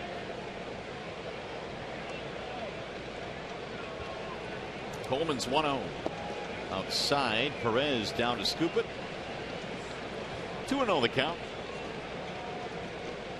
This is going to be one of those games where Ned Yost, the manager of the Kansas City Royals, is going to probably take out some of his regular players. They've got a really quick turnaround for the Saturday afternoon game here tomorrow. Liam Hendricks warming up in the bullpen right now. Yeah, that new start locally here is going to be an extremely quick turnaround. And Brad Ausmus will probably do the same, but he's going to get a fight from these Tigers batters. They don't want to come out of this game. No. They probably want to continue to swing it here. 3-0 is outside. Cabrera gets a walk. And so Martinez, who started the inning, will get his second at bat. He began this inning with a base hit. And then Yost probably thinking about tomorrow already, how he can get his team through this game.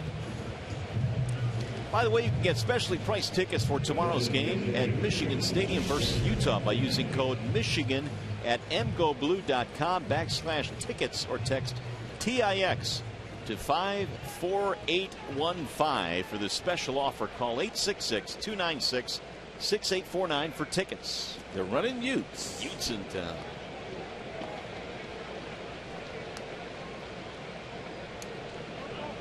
That'll be easy for Michigan. That'd be a cakewalk, don't you think, man? You would think so. Here's Victor Martinez. Ball low. Hope my wife's not listening. She went to Utah. She did not. Did she really? She did. Yeah. Your phone's going to start ringing any minute. You need to stand up for the Utes. Well, you know, it is what it is. They are at the big house, right?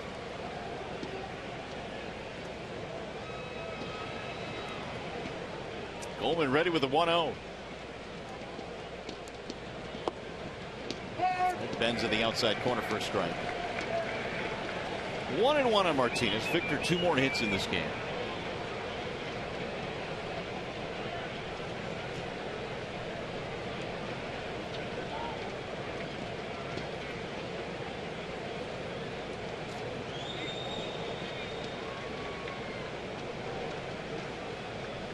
Here's the 1-1. Whistle foul.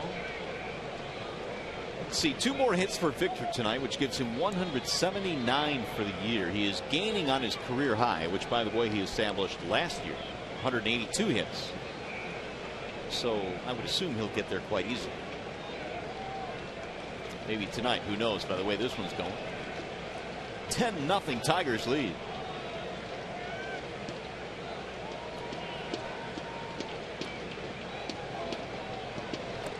Way inside, scooped up there by Perez. 2-2.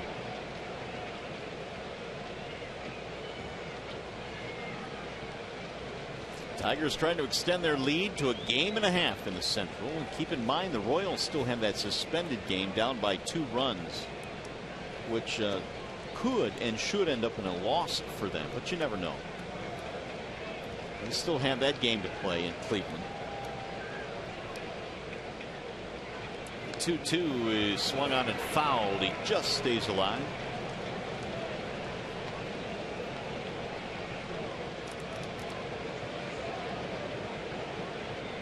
The other issue for Martinez is chasing down Jose Altuve, who leads .340 now with a batting average to top the American League.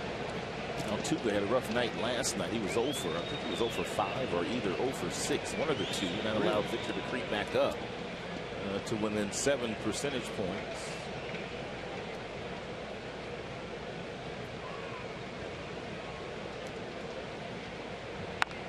Driven in the air to right field.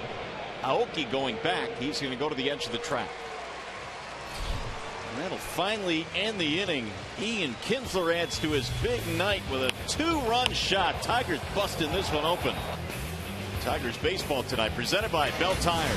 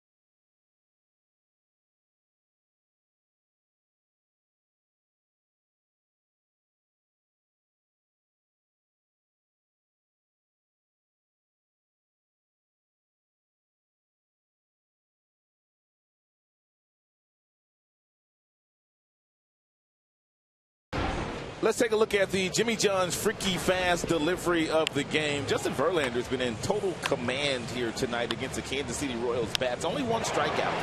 He has pitched to a ton of contact. The majority of the contact that's been made have been balls on the ground. Justin Verlander 11 of 14 also in first pitch strikes. It has been a really nice outing so far for the Tigers right-hander. Justin 9 ground ball outs in this game as he goes back to work here in the bottom of the 5th inning.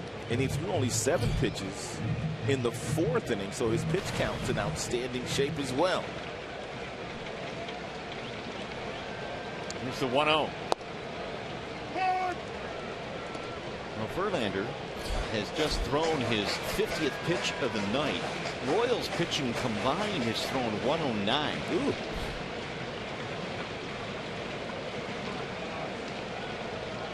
Here's the 1-1.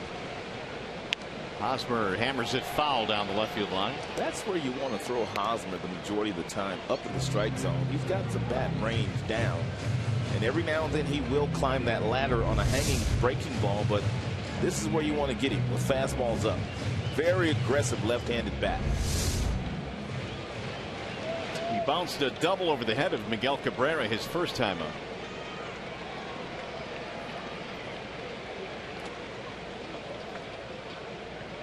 2-2 the count. Like a changeup there thrown by Justin. He hadn't thrown many changeups here today.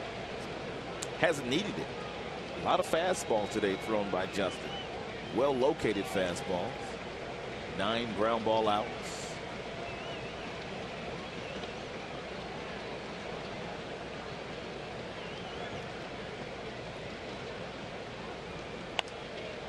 They'll get back out of play. And that last sequence put down by McCann is another example of him getting to know Justin Verlander. He put down 3 signs. Finally, Justin settled on the 4th sign.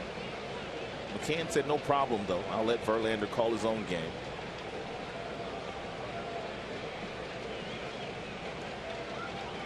Here's the 2-2.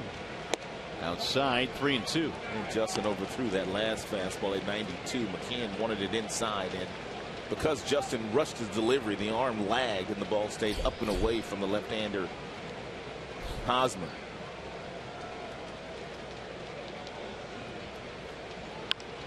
Pulled foul.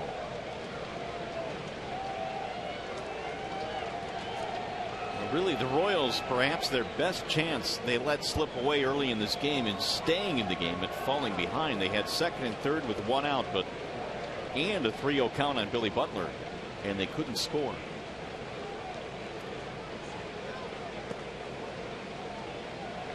And the Tigers, meanwhile, go on to get one more in the fourth and 5 in the fifth. There's a bouncer to second.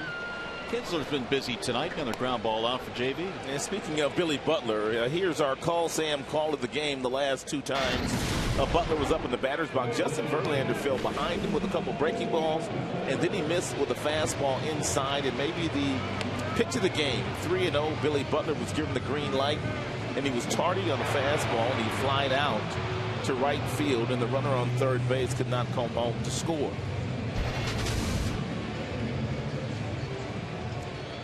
So here is Butler with one out.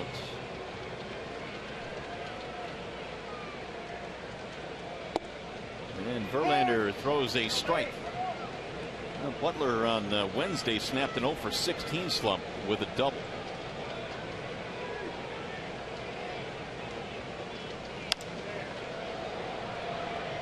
And no longer does Verlander have the big fastball, 98, 99, when he needs to reach back and get that. But he's pitching a very good game today with what he does have. Fastball 89 to 91 on average.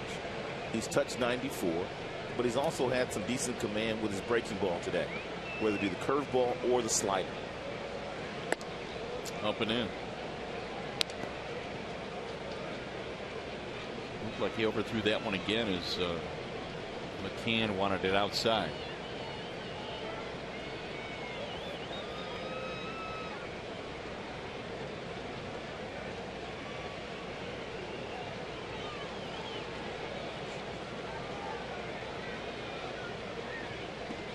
Breaking ball, and down goes Billy Butler. His second out of the inning. And Billy Butler came in career numbers over 400 against Verlander, but the last 2 starts that Verlander's had against the Kansas City Royals, he's held Billy Butler hitless in 5 at-bats.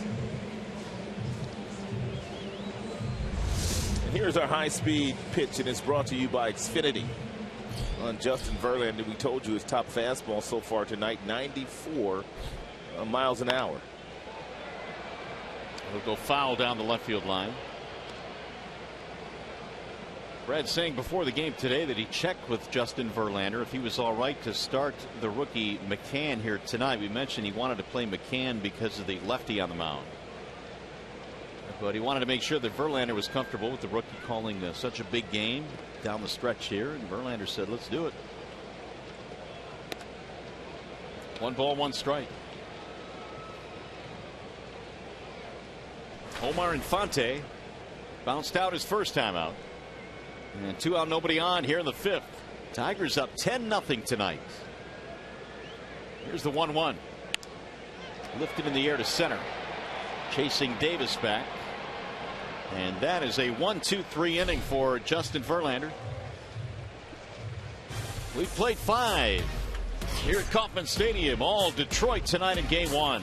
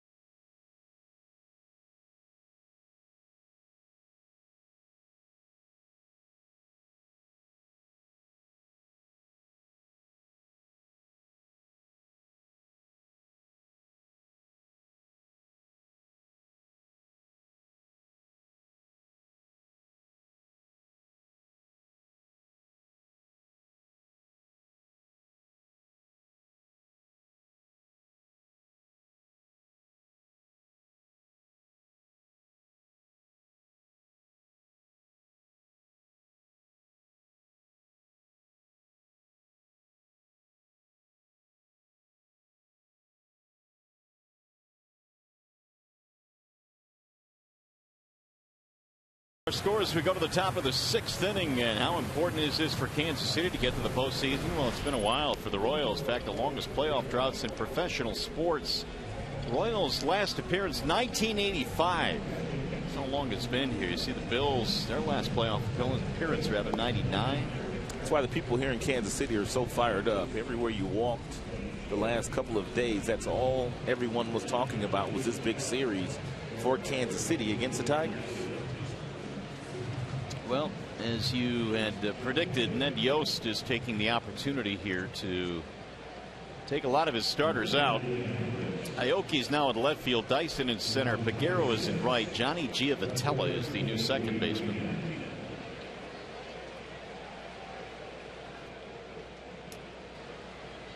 Liam Hendricks will come on now, and he will do the pitching.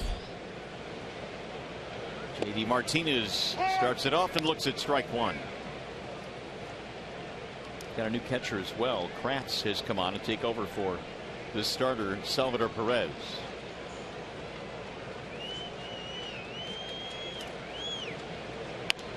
Line drive to left, base hit. Tigers won't stop hitting. Third hit of the day for J.D. Martinez. 3 out of 4 this evening for J.D. Tigers now have 16 hits. We got a long way to go in this game too.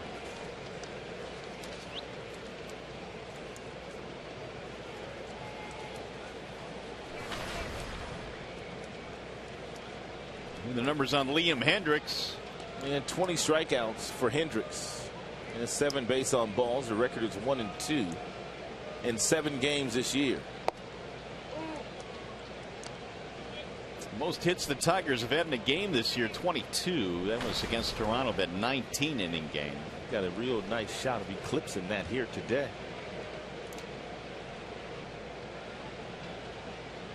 Castellanos looks at a ball outside. The tone for this one was set early when the Tigers got 3 in the very first inning off the starter Vargas. And then they added 1 more in the second. They were off and running. That was big for Verlander as well. This is a place where he's had a lot of success. And that really allowed Verlander to settle in nicely in the very first inning. 2 balls, 1 strike. Castellanos singled in a run in the 5th. He's 1 for 3.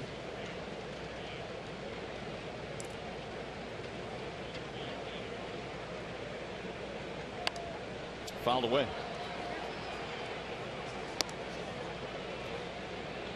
I saw Shadarick Porcello there. He's having a chat with the skipper. Porcello will get the ball on Sunday afternoon, the final day of this 3-game series. Jeremy Guthrie will oppose him. Shields and Scherzer tomorrow. Ground ball to third, could be 2. Moustakas to second, 1. Giavotella with the relay double play. Around the horn, 5-4-3.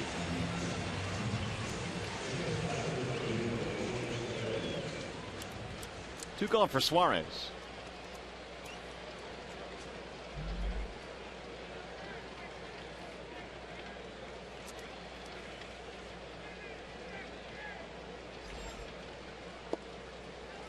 It'll drop in for a strike, 0-1. Good night tonight for Suarez. A couple of singles, couple of RBIs, 2 out of 3. Much needed offensive production from Eugenio, who was struggling in September. It'll bounce in, 1-2. Yeah, Suarez this year will play more baseball than he's ever played in his life. They only play 140 games in the minor leagues. And you add in all the games he played down there before getting called up. And now playing in 1 extra month here in the big leagues. He'll strike out swinging to end the frame. We'll go to the bottom of the 6th tonight here in KC.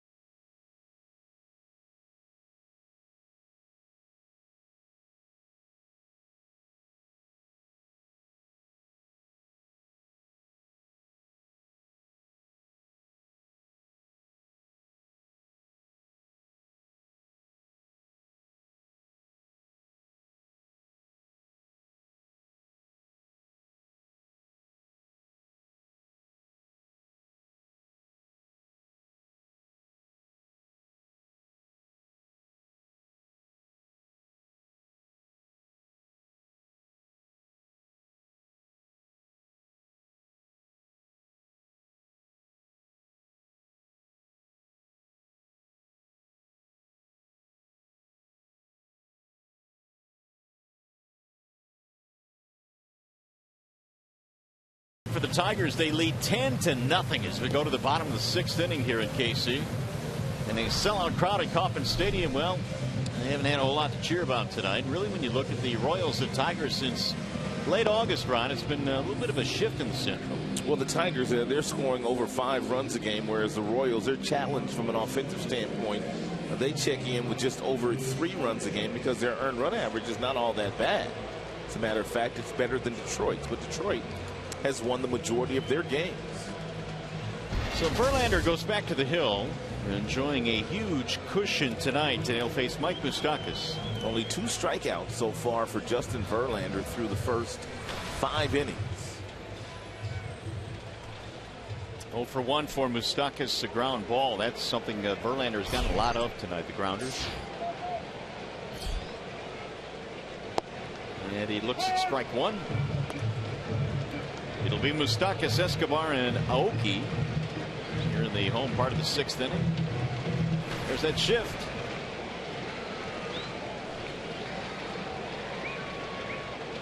Now the 0-1. 1 ball, 1 strike on Mike Moustakas. Really started to dial things up a little bit in the month of September, almost 300 this month. Yet his average remains in the low 200s. Here's the 1-1. 1-2. Justin has done a lot of that today. To the left-handed batters. That good fastball in the low 90s. On the inside black, called a strike by the home plate umpire Larry Vanover. Here's the 1-2. Can's done a very nice job of smothering those breaking balls that Verlander's bounced here tonight. Does it perfectly.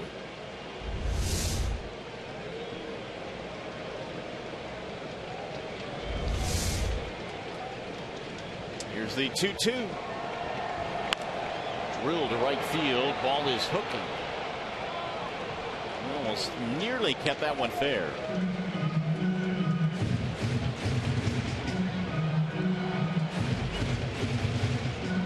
Verlander's pitch count in really good shape most of the night. He has been the recipient of a couple of double play balls, so those grounders he has been getting tonight, 2 of them were clutch double plays in the 1st and 4th. Moustakas will simply slap it to left field, a base hit. The leadoff man is on. Time for a game break. To the studio we go. Justin White.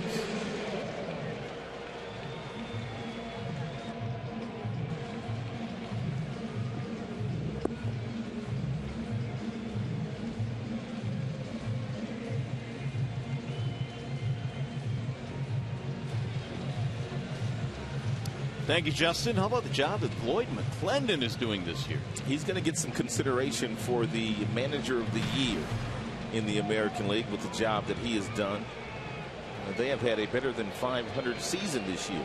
First year under McClendon. Yeah, they're going to be 13 over. There's a high fly ball down the left field line. JD might have room. He does, right up against the wall. So 1 pitch retires Escobar. Keep in mind 2 wild cards. Kansas City right now is leading by half game. How about Oakland? Free fall for them. Oh, no kidding, man. That's the best way to put it. Seattle came in 1 game back, but Oakland, I mean, there was a time when they got some margin. People were talking about, yeah, this team's going to roll now, and then they got Lester. It's hard to believe they have performed as poorly as they have after acquiring John Lester and trading Cespedes to the Boston Red Sox, but their offense has just not been good at all. Saw the breakdown on Verlander there after 70 pitches, a lot of those strikes. And you look at Cespedes' numbers when he was with Oakland, and it makes you think, well, was he that good while he was there? I mean, but he did so many things. He could steal you a base, he could throw a runner out, he had power, and he was a good defender. The 0-1. That's in there. 0-2.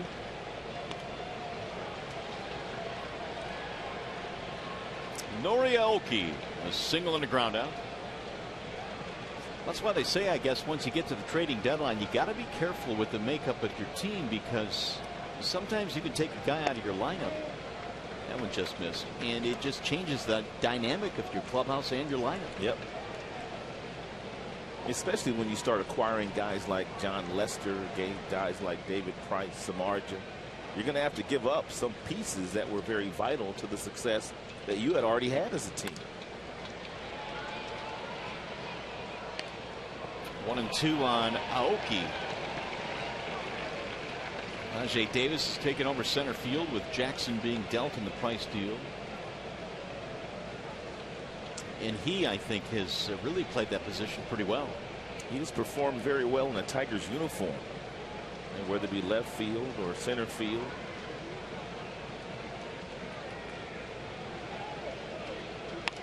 Ground ball, base hit left field for Aoki, who remains red hot. And Verlander's left quite a few fastballs up in the strike zone in this inning. Moustakas got a fastball up, but he hits the opposite way. Aoki, fastball up, he hits the opposite way.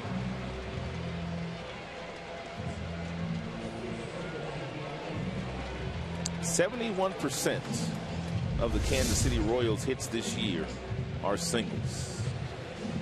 71%. Well, that's really high.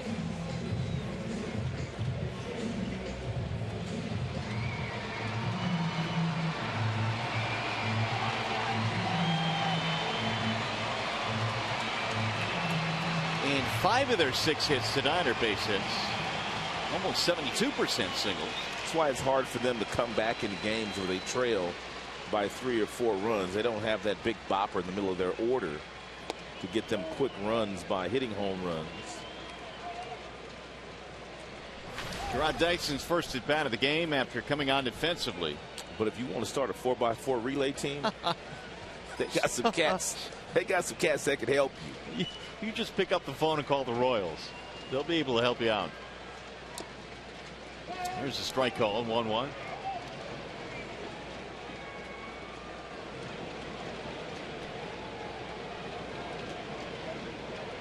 Dyson hitting here with a couple of runners on for the Royals. Only 1 out. We're in the bottom of the 6th.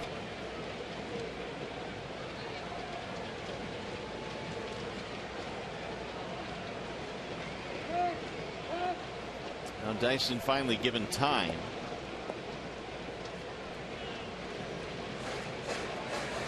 Dyson, one of those guys that really panned out after being selected deep, and I mean deep in the draft. 50th round. He'll slice one towards short, backhanded there by Suarez to second one, and that's all they get. First and third now with 2 outs. And double play with most guys running down the line, but not Dyson. And one hopper to Suarez. Suarez gives Kindler a really firm feed, and Kindler takes very little time getting it over to first base. But Dyson's about 4-5 steps past the bag. He wasn't even running. He's fighting. I believe him at first and third now. Carlos Peguero will bat. His first trip to the plate tonight. Also a defensive replacement. 30 home runs in the minor leagues this year for Peguero. So he's got some sock in that bat. That he does.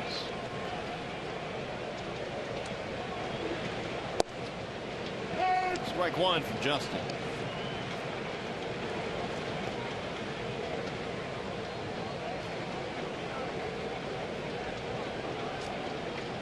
Peguero, former Seattle Mariner, had some opportunities with the M's parts of the last 3 years.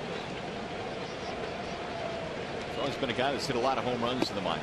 Runner will go to second and no throw as Dyson dives in.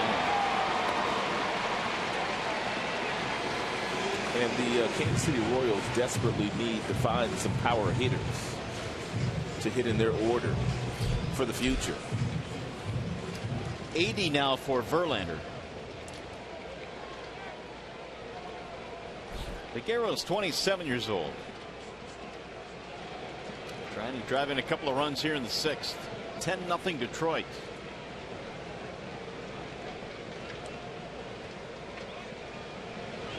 Swing and a miss. He threw that fastball right by Peguero with that long swing. Long uppercut swing.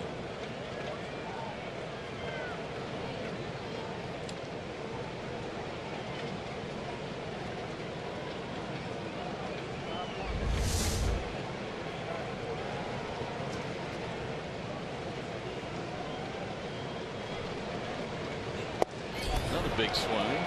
Justin Verlander with a fist pump, 95 miles an hour, throws it right by Peguero. And that'll end the inning. No runs, couple of hits. JV reaches back and dusts Peguero.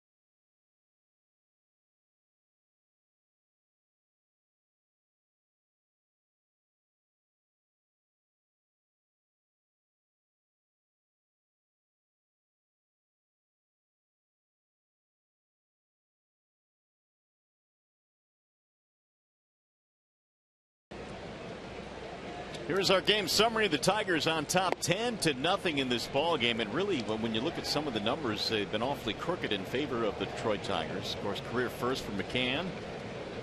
First hit, first stolen base. Tigers offense, 13th game this season with 10 or more runs. So they kind of put this one out of reach early. And Justin Verlander is absolutely dealing here tonight. This is the best that Verlander has looked in quite a while out there. Outstanding tonight.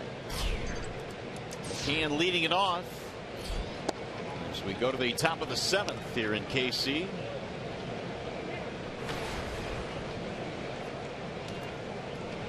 Single, stolen base, 2 runs scored for James McCann. He hits that one off the end of the bat. 2-2 the count. Was, as you look at Jason Nix, the new shortstop. McCann was a college teammate of Drew Smiley's. In fact, they formed the battery there at Arkansas. Here's the 2-2, and it's outside, 3-2. There's a thought that they might be able to form a battery in the big leagues, but of course Drew went in that trade for David Price. Davis waiting on deck. Back up the middle, that's going to be the second hit of the game for James McCann. Both of them to center field.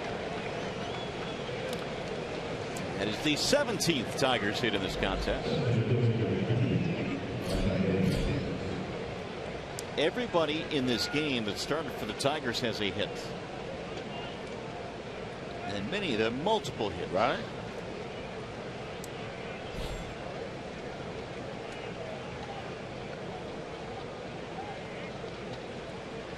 Davis looks at a strike on the inside part of the plate.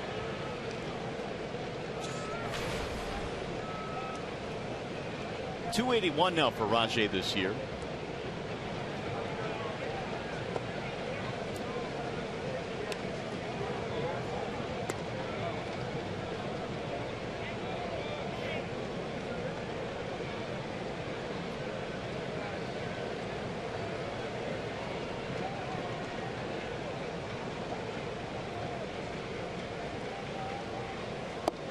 That'll back him out of there. 2-1. Liam Hendricks came on in the 6th inning, gave up a single but got a double play ball and then a strikeout.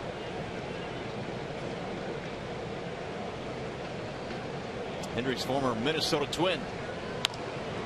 In the air, right field, hit pretty good.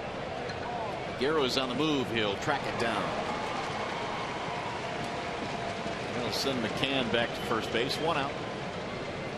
By the way, fans, tickets for potential American League Division Series games are on sale right now. Guaranteed tickets for all potential Tigers postseason games simply by placing a 2015 season ticket deposit. Visit Tigers.com for more details. That seems like a fair exchange. Absolutely. Enjoy the postseason. Right. Enjoy the Tigers next year. You know they're going to be good. Here's Kinsler. Been a huge night for Ian. Single double homer. 3 RBIs as well. A triple away from the cycle. This is a big ballpark too.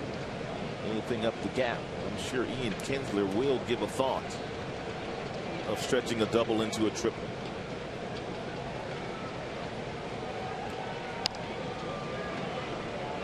That's down the right field line. Foul.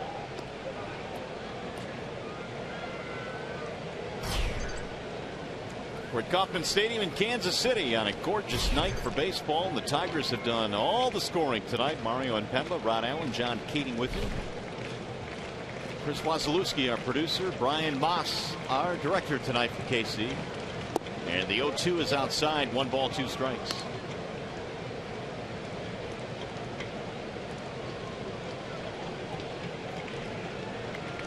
Vargas, their starter, did not get out of the 4th inning tonight. Tigers bounced him early.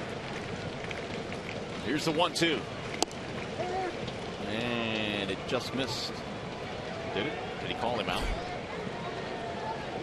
Strike 3 on Kinsler. It's not much of a strikeout call there by Vanover. No, it wasn't. I mean, did he even? I mean, obviously he called it, but it didn't look like he signaled it. He just stood up. Yeah, very late call. All right. We did see it right at the end. You're out. 2 gone. Hunter shoots one in the air down the right field line. Peguero is on the move. Foul ball.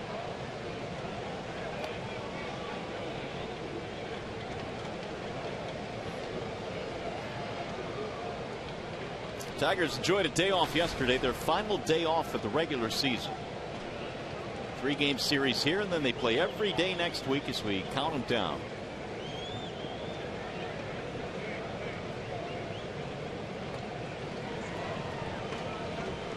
Here's the 1-1. Grounded foul, make it 0-1 rather. Now it's 0-2 on Hunter. Torres single, a double, and an RBI tonight.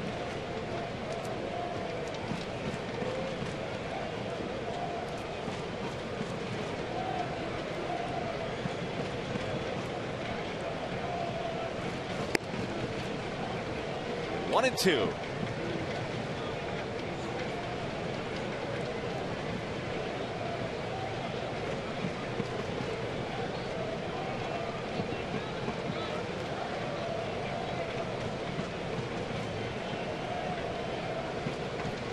Here's the 1-2, and it's a bouncer back up the middle. Giovatella's on the move. Hunter is out. That'll end the inning. No runs, a hit, 1 man left. Coming up, the Health Plus 7th inning stretch.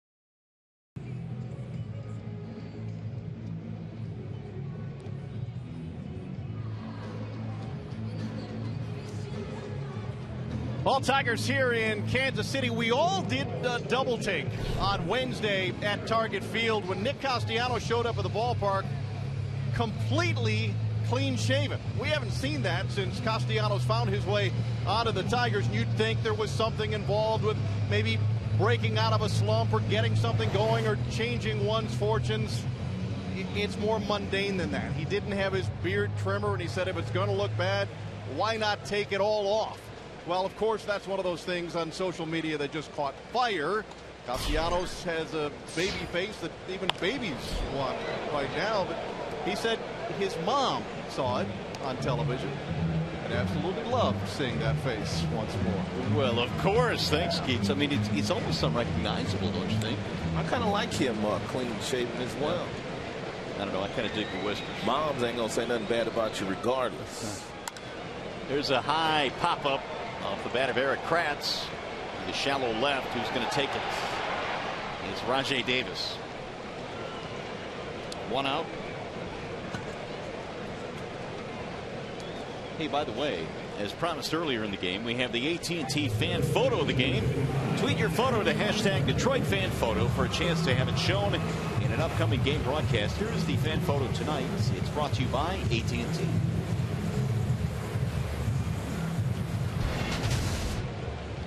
One out here in the seventh. Verlander still cruising, 84 pitches tonight. He's facing Hosmer now, and it's in for a strike.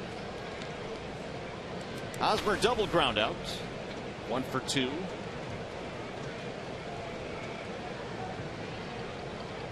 The 0-1. Make it 0-2 on the Royals first baseman.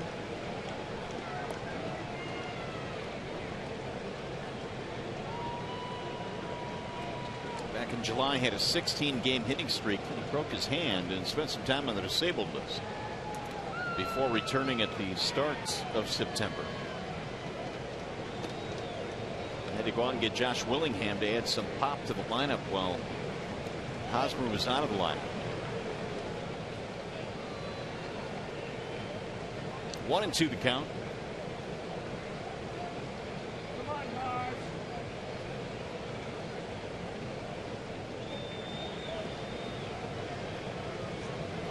Tigers tonight have 17 hits to back the pitching of Justin Verlander, who has surrendered just 6 and no runs.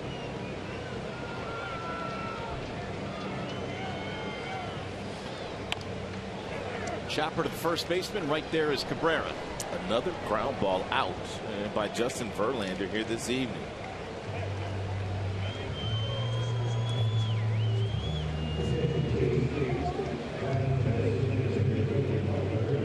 Well, there you go. 12 ground ball outs for JV tonight. Very unusual for Justin. Usually does not get that many ground outs.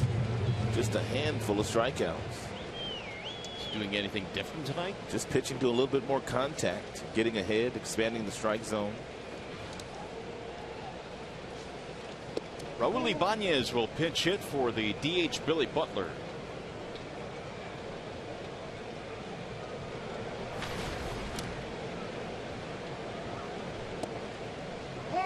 There's a strike called on Ibanez. Ibanez has a pretty good opportunity to start tomorrow as the designated hitter for the Kansas City Royals, especially the way that Billy Butler is swinging the bat these days. They're not going to play him against Max. They played a pull against Ibanez, who has, well, been around a while, to say the least. 43 years old. That ball is high. Ibanez, when he joined the Royals, was kind of at the center of their turnaround. He had said that, you know, when we faced you guys, and he was talking to the Royals, young players, we thought you're pretty good. You guys need to go out and play like you are. That's fouled back out of play. That was in July after Ibanez made those statements in a meeting, and then the Royals just took off. He's a veteran guy that has been around, has played on some good teams. A couple different stints in Seattle. He spent some time in New York. The 2-2. Rolled foul. With the Angels too, wasn't he? Yep. Before coming here to KC. He spent about 2.5 months with the Angels. And he became the oldest Royal to hit a home run at the age of 42. That was back on August 1st.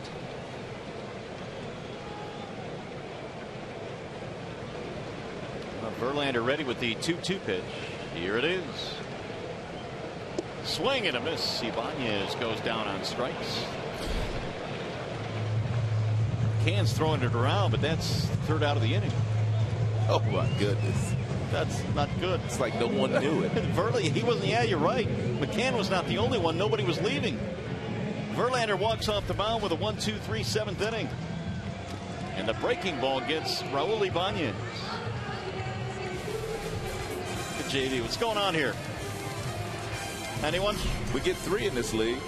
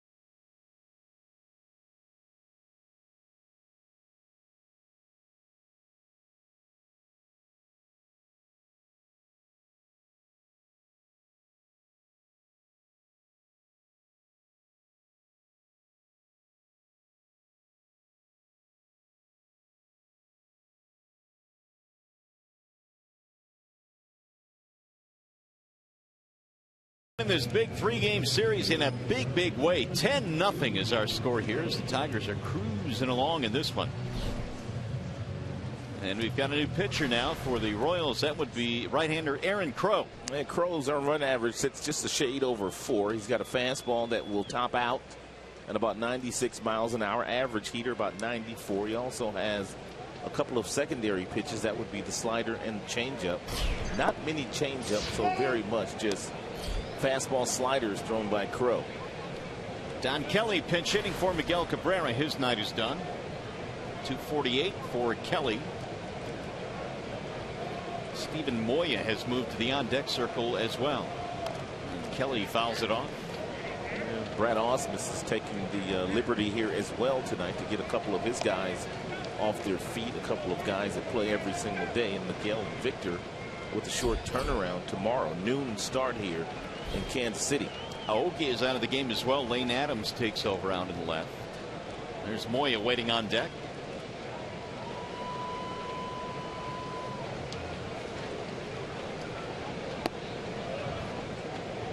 One ball, 2 strikes.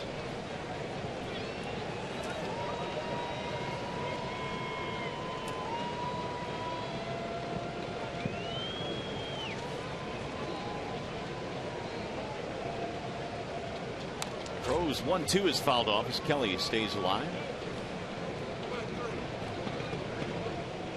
So Liam Hendricks goes a couple of innings and gives way to Crow now here in the 8th.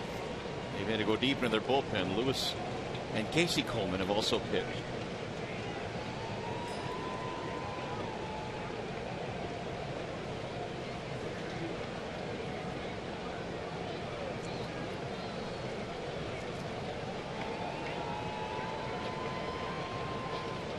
Now the 1-2 outside, 2-2.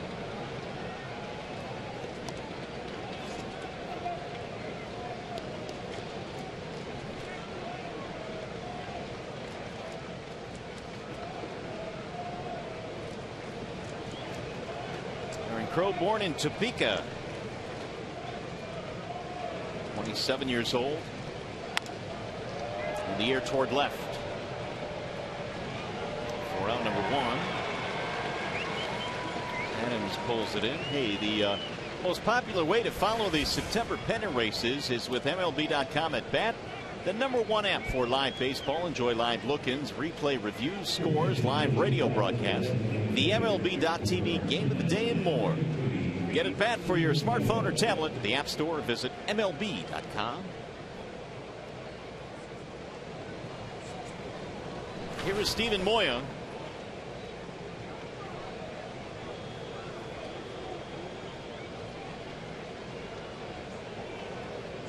'35 homers this year at Double-A Erie. The MVP as well as he looks at ball 1. Awfully fun to watch take batting practice every single day. He can hit the ball out of the seats, into the seats in every direction. I cannot wait to see him hit his first big league home run. I have a feeling it's going to go a long way.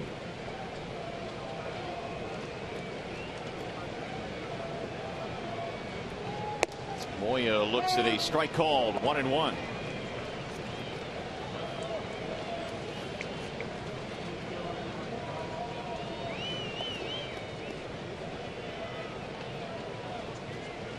When you're not getting 100 runs in a minor league season, you're doing some great work, because those numbers for Moya came in 133 games. He'll hammer that one back out of the ball. Moya stayed healthy this year, and I believe the Tigers all along felt that if he could ever get through a season and stay healthy, he would put up some of the numbers that he was able to post this year. Evan Reed, the right-hander, Blaine Hardy, the lefty, in the Detroit bullpen. Moya checked his swing, did not go.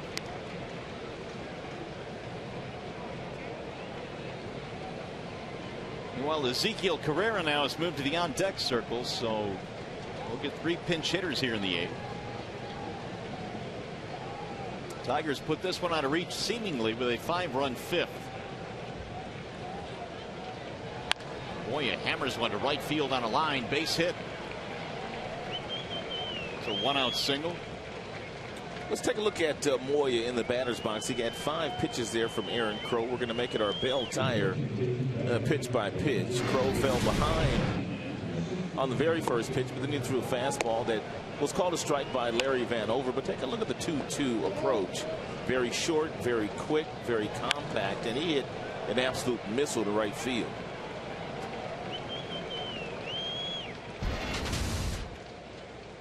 Here's Ezekiel Carrera. Pinch hitting for J.D. Martinez. Ball 1 high. So the Tigers added their hit total. They've got 18 now, which is just 4 shy of their season high.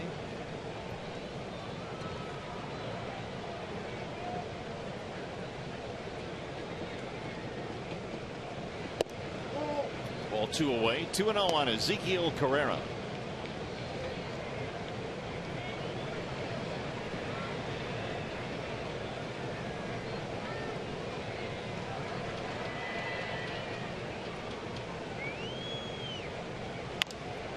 High fly ball down the left field line. Adams coming over into foul territory, has room.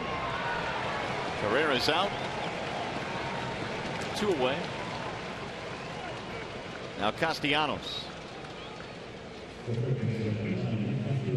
Even though the Tigers came in with just a half-game lead over the Royals in the division, they have scored over 100 more runs this year than Kansas City did.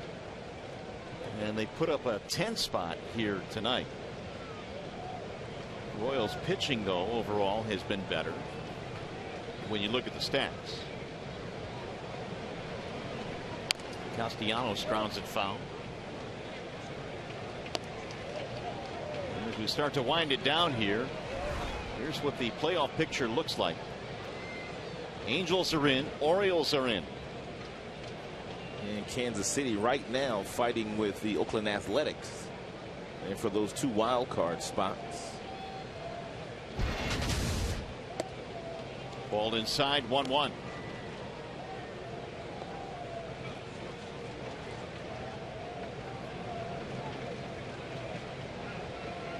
Nick has had some long at bats tonight. Had a 9-pitch at bat, his third time, when he ended up singling in a run. He looks at another one, and the count goes to 2-1.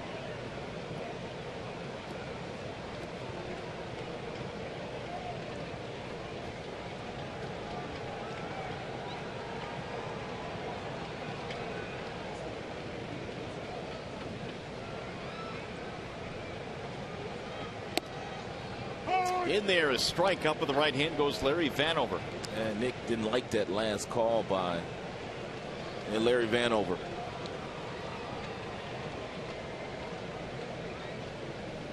It seemed like it might have been a little high. Now Crow ready with a 2-2 inside. 3-2 on Castellanos. In a 10-0 game, both sides. Anything close, you better be swinging. Suarez on deck. Is that a productive night?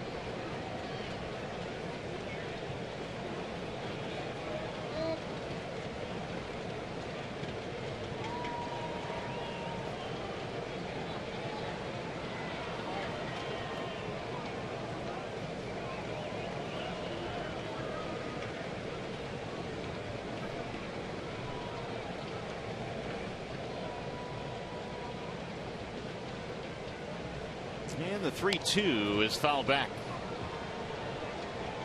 So Moya will have to return.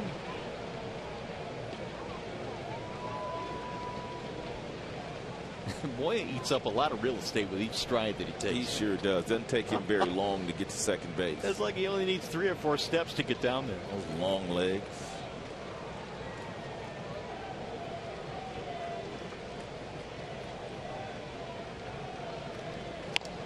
Drill to center field, and that's going to drop. Base hit. Moya is on his way to third. He'll get in there standing up. Castellanos his second hit of the ball game. First and third now with 2 away. 19 Tigers hits. And Castellanos got a fastball up in the strike zone from Crow and fought it off in the shallow center field. Moya was on the move on the pitch, able to get over to third base without a play.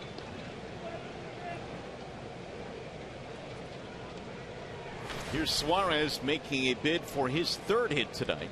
2 out of 4, a couple of RBIs. Popped up foul back out of play.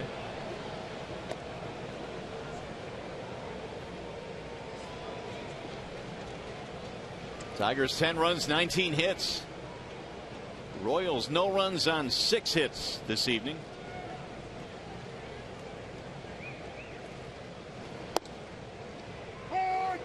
0-2.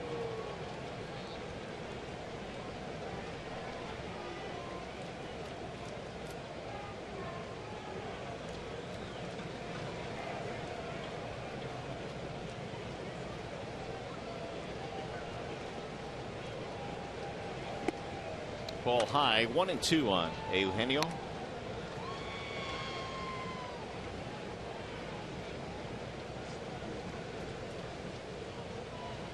This will be the 25th pitch now that Crow will throw here in the 8th.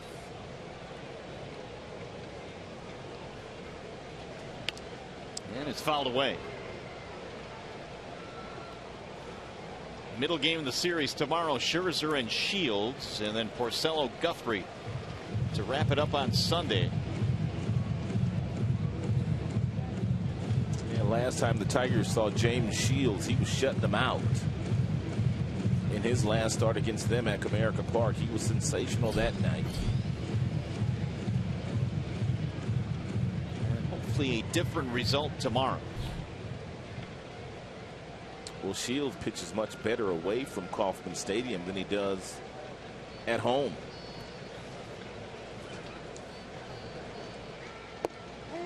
And there is strike 3 call.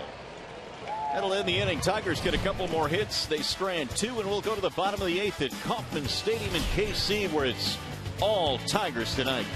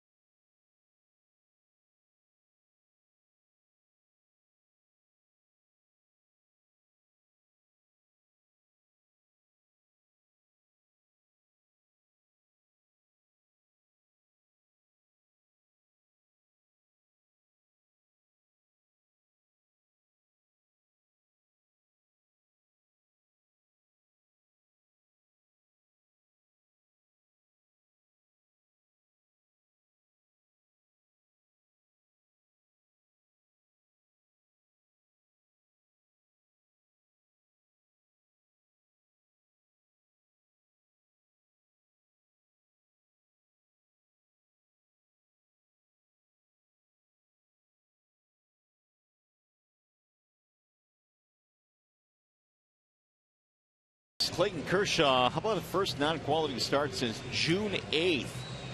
He had a streak of 18 starts. He won his 20th game today, though. Yeah, he did. Jonathan Lucroy, 52 doubles. And Jose Fernandez, well, that's good news for the Marlins. Cleared to begin throwing program on August 1st. Some of the happenings around Major League Baseball. Verlander goes back to work. Johnny Giavotella hits it fair down the third base line.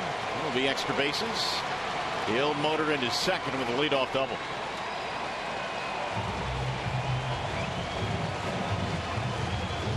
So Giavotella, who had not played prior to tonight after being called up, has himself a two-bagger. Here are the changes defensively for the Tigers. It'll be Ezekiel Carrera taking over in left. Tyler Collins is in right. Don Kelly takes over at first, and Andrew Romine is at second base. My scorecard here tonight looks like a spring training game. That it does. I was thinking the same thing myself. It's pretty ugly, but it's ugly in a good way. When you're up 10-0, here's Moustakas.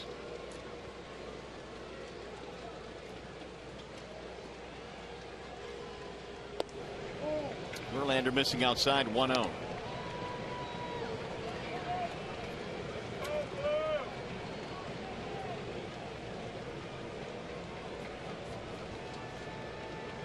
Single ground out tonight for the number 9 hitter. A double by Giavotella, the 7th hit of the game now for KC. And Moustakas looks at a ball inside. 2-0.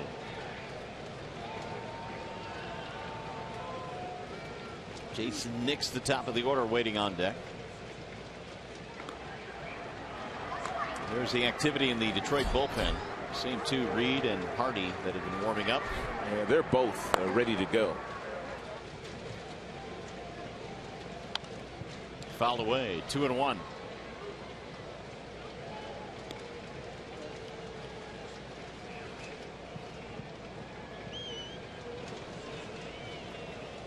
So JV now at 98. He's done what he has needed to do here tonight, continuing his dominance against the Royals in this ballpark.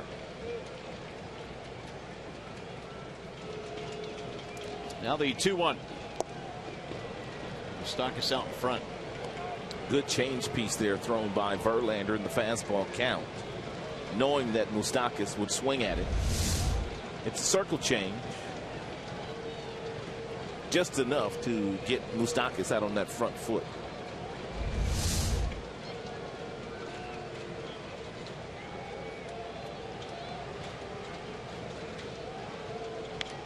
Fouled back. The previous changeup was 82. That fastball at 92. And 10 mile per hour. And a differential in between the two pitches, but the same arm slot. Same arm speed. 100 now for Verlander. 19, the most he has thrown in any one inning. He really has not pitched in much stress here tonight at all. Full foul. And don't know how far. And Brad Ausmus wants to stretch Justin Verlander here tonight. He's already pitched 7 really good innings.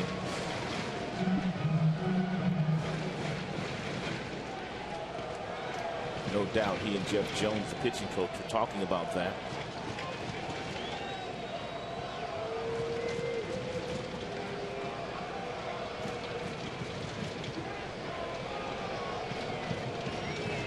And again the 2-2 high, 3-2 on Moustakas. Really has not been threatened all that much tonight.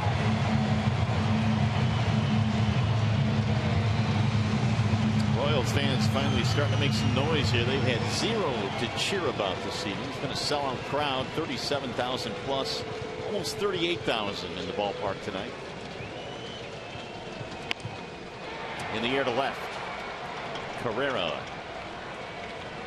Giavotella will tag up. He's coming to third. And he gets in there standing up. He must have caught Carrera back on his heels. Nonchalantly caught that ball, and Giavotella still hustling down by 10 runs. Let's check in with John Keating now. Preview of what's coming up on Tigers Live tonight. All right, Mario. Yeah, we've got our sights set on talking to Justin Verlander and James McCann, making his second Major League start behind the plate, getting his first Major League hit, his first Major League stolen base, scored a run as well. You'll hear from Brad Ausmus. And any of the other Tigers, we have plenty of suspects that we can run into in the Tigers clubhouse. Justin White and Craig Monroe in the Call Sam Studios. Tigers Live coming up. All right, Keats, thanks very much. That'll be it for Justin Verlander. Tigers go to the bullpen. We'll be back.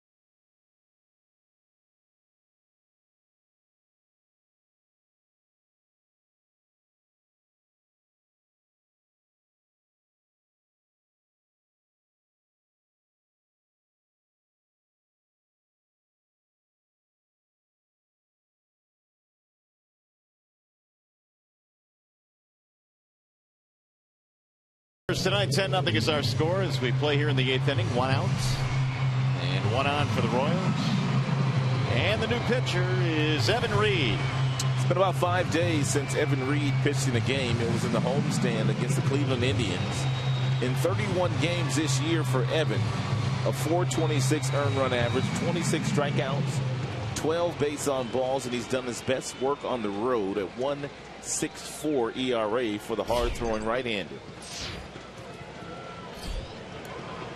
Swing and a miss by Jason Nix, getting his first at bat of the game. And maybe it will be a nice gesture for Reed to leave that base runner stranded right there at third base for Justin Verlander. It will be the only outing this year where Justin did not give up 1 run. Giavitello started things off with a double. He's standing at third with 1 out. Here's the 0-1. Make it 0-2 on Nix. You might as well climb the ladder with another one of those 96-mile-per-hour fastballs and see if you can get Jason Nix to swing at it. Swing through it is what you're hoping.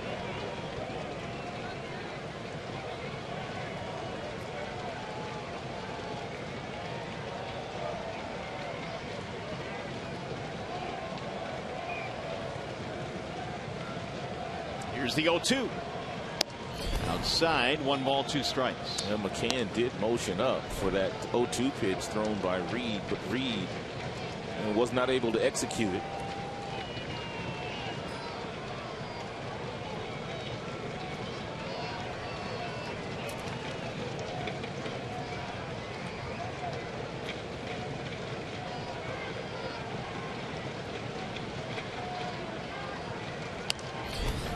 Popped up foul, back out of play.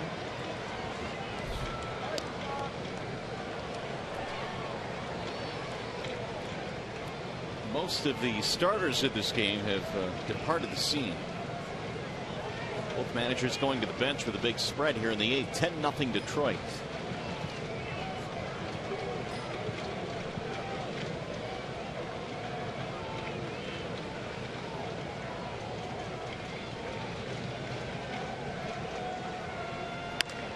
Drilled to left field. Carrera is under it, and he'll make the catch. The run will score. And here comes a sarcastic cheer from the crowd. Sac fly RBI for Nix. 10-1 ball game. Hey, tomorrow MLB returns to Fox as the Tigers and Royals square off in a crucial AL Central showdown. Then on Fox Sports 1, the NL Central leading Cardinals take on the Reds. The action starts at 12:30 Eastern on Fox and then continues at 7 Eastern on Fox Sports 1 and streaming live on Fox Sports Go. Yeah, we were talking about the Oakland Athletics and how badly they have struggled in the American League West. But the Milwaukee Brewers, they have struggled as well, and the St. Louis Cardinals have taken over that division, the NL Central. And the Brewers got off to that magnificent start. Everything was going right for Milwaukee. It's a long season. Lane Adams the batter, and he swings right through it. It's 97. Yeah, easy gas there thrown by Evan Reed.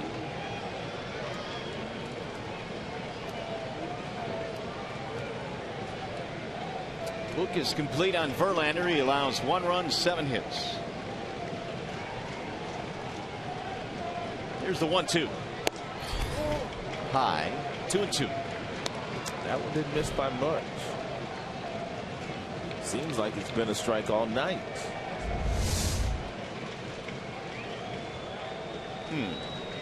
Looked pretty good. Oh, Mr. Fox Tracks. Fox Tracks says it looks real good.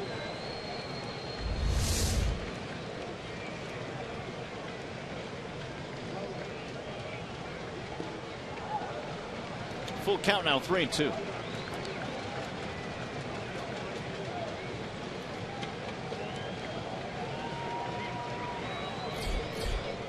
Gerard Dyson waiting on deck. No, it's not. It's Gore waiting on deck. He's fast, just like Dyson. Yeah. 2-2. 3-2 rather. And here's the 3-2 pitch. Ooh. All right. Scoreboard said it was 3-2. Now it's 3-2. Wow. Wheels are falling off here, Rod. No, we're good. 3-2 the count.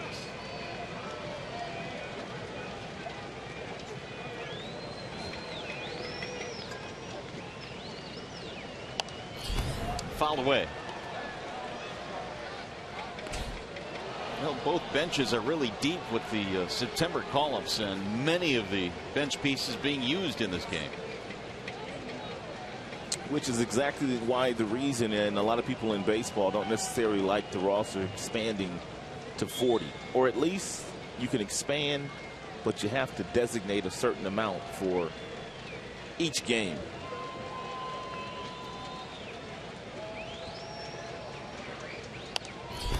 Another foul back out of play.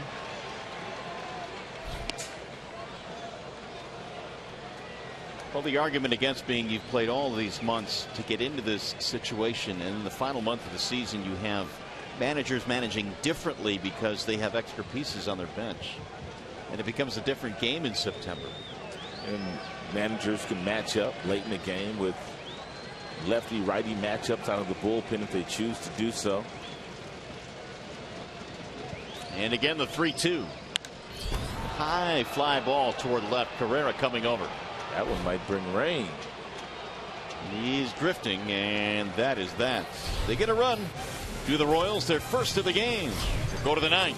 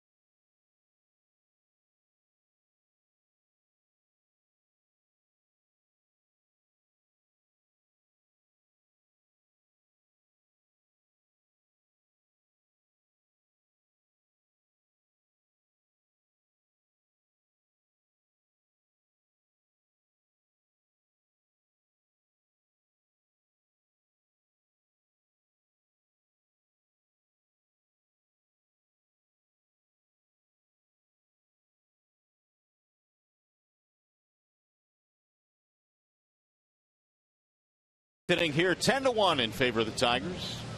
They've had 19 hits in this ball game tonight. Got a new pitcher now for the Royals. That would be the diminutive left-hander Tim Collins. And Collins, for the most part, features just a couple of pitches. As we take a peek at some of his numbers in the minors this year, that will be a fastball about 95 miles an hour in a really good curveball. Struck out a lot of batters in AAA this year. He'll face McCann to start things off. He drives one toward left field, and that's going to be caught on the move. Gore runs it down. Terrence Gore, the new left fielder. Gore looks like he's about 14 years old. I was thinking more like 12, but he's getting her done here at this level. Lane Adams, meanwhile, has moved to center field.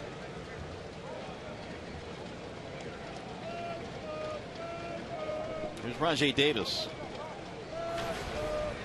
Rajai 1 for 4. Singled and scored a run in the second. Collins delivers a strike on the outer edge. And Rajai Davis, one of the few veterans still in the game for the Tigers here tonight.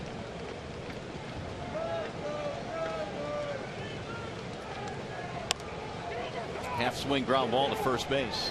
Collins covering. 2 gone. Well, I guess Dave Dombrowski was put to work this last half inning. Was he? Foul ball right into his booth. So what does he do? Oh, he threw it to a fan. He picks out a fan. Made that young man very happy. Well, I'm sure Dave's happy tonight as well. His ball club 10-1 lead in the top half of the ninth. I would hope so. Romine getting his first at bat.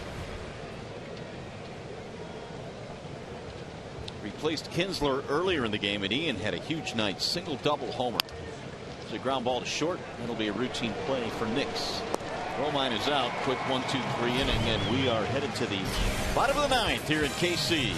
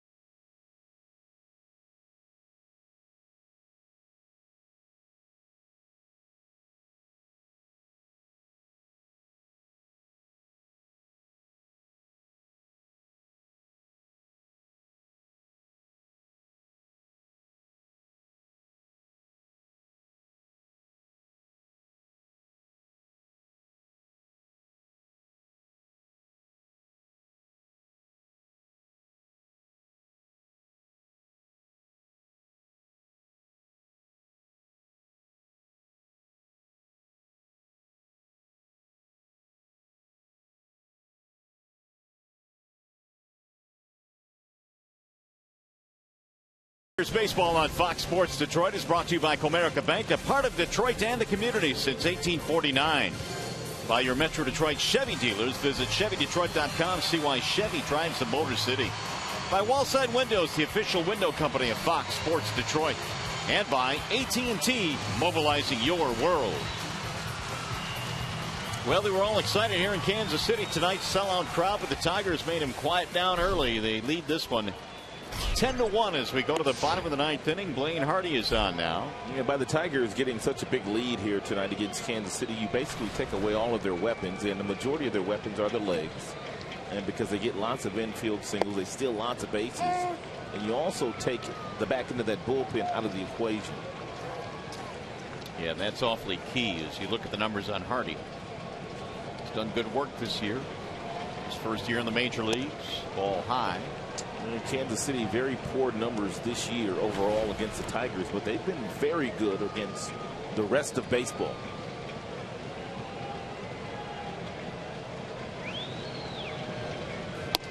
Or swings right through it. An 89 mile per hour fastball by Hardy thrown right by the rookie Gore. Royals called him up from Double-A September 2nd. Fouled back out of play. Well, Gore not going to have helped them very much with the bat down the stretch, but as we've seen with a number of teams the last number of years, they call up the fastest guy they have down in the minor leagues just in case they need a pinch runner in September to help them win a game, and Gore's already helped them win a game or two in September. 36 stolen bases down in the minor leagues this year. He was in the Carolina League before he went up to Double-A. Chokes up, waits on a 2-2. So he started the season in low A ball. 89 games in Wilmington.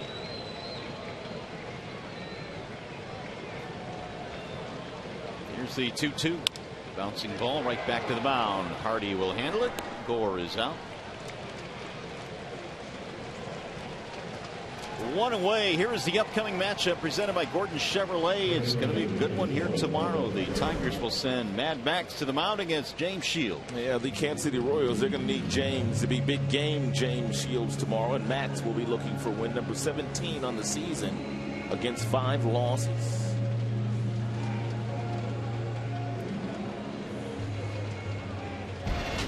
Here's Carlos Peguero. Both guys will also be free agents after this year is over. Boy, Peguero likes to take those big swings, doesn't he? Yep, a little tardy uppercut swing.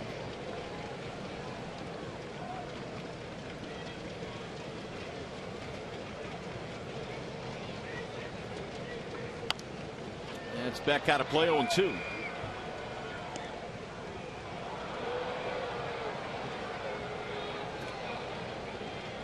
Peguero's had 9 home runs total at the major league level. 3 of those have come against his teammate James Shields when Peguero was a member of the Seattle Mariners.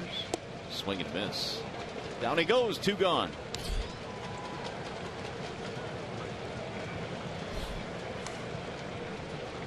And that will leave it up to Eric Kratz.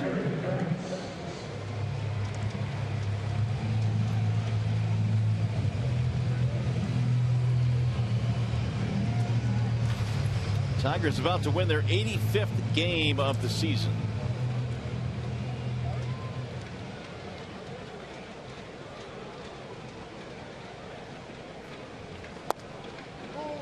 Ball 1 to Kratz.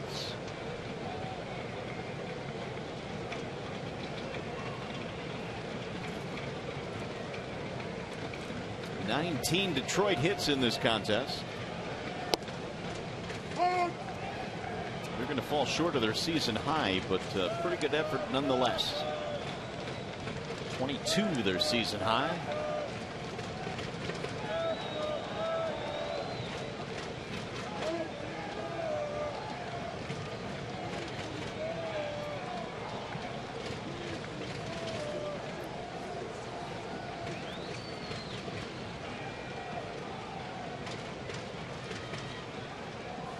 Swing and a miss. Good changeup there thrown by Hardy. Good arm speed. Nice fading action down and away from the right hand bat.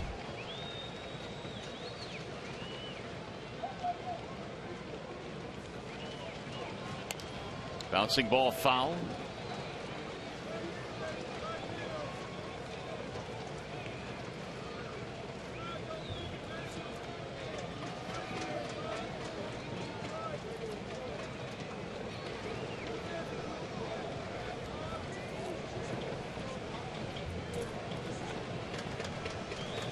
swing and a miss, and he actually got a piece of it. McCann could not hold on to it. 1-2. The count stays.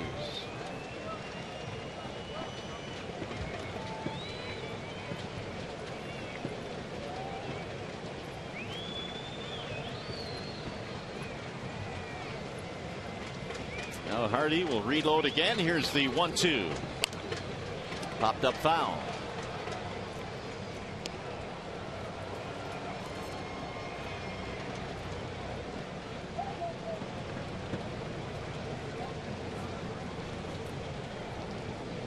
Justin Verlander, masterful tonight. Charged with just 1 run. Tigers supported him with some big time offense this evening. That one is taken for a ball up high that just missed. 2-2.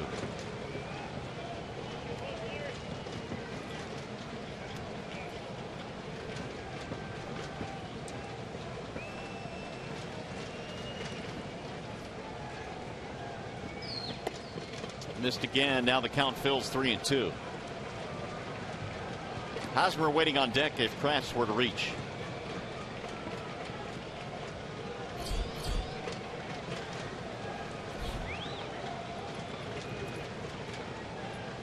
Here's the full count pitch. Fly ball left field. Carrera is under it, and the Tigers have come into Kansas City and taken game 1 in this 3-game series. Their lead now is a game and a half in the American League Central Division. Justin Verlander was outstanding tonight, and there's what it looks like in the Central. Magic number down to 9. Well, just like we promised you earlier in the game, it is Miller time, and it is brought to you by Miller Lite. Jason Vargas going up against the Tigers tonight. The left-hander for the Kansas City Royals really could not figure them out. Ian Kinsler starts the game off with a base hit. Miggy doubles over the head of Gordon, which plates Ian Kinsler. J.D. Martinez also drove in a run, as did Victor Martinez in that very first inning. And Suarez also drove in a run. So very productive inning there for the Detroit Tigers. And Justin Verlander would need no more help. All Tigers tonight. There's your final score, 10-1. Our coverage continues now. Tigers Live postgame coming up. We send you to the Call Sam Studios and Justin White.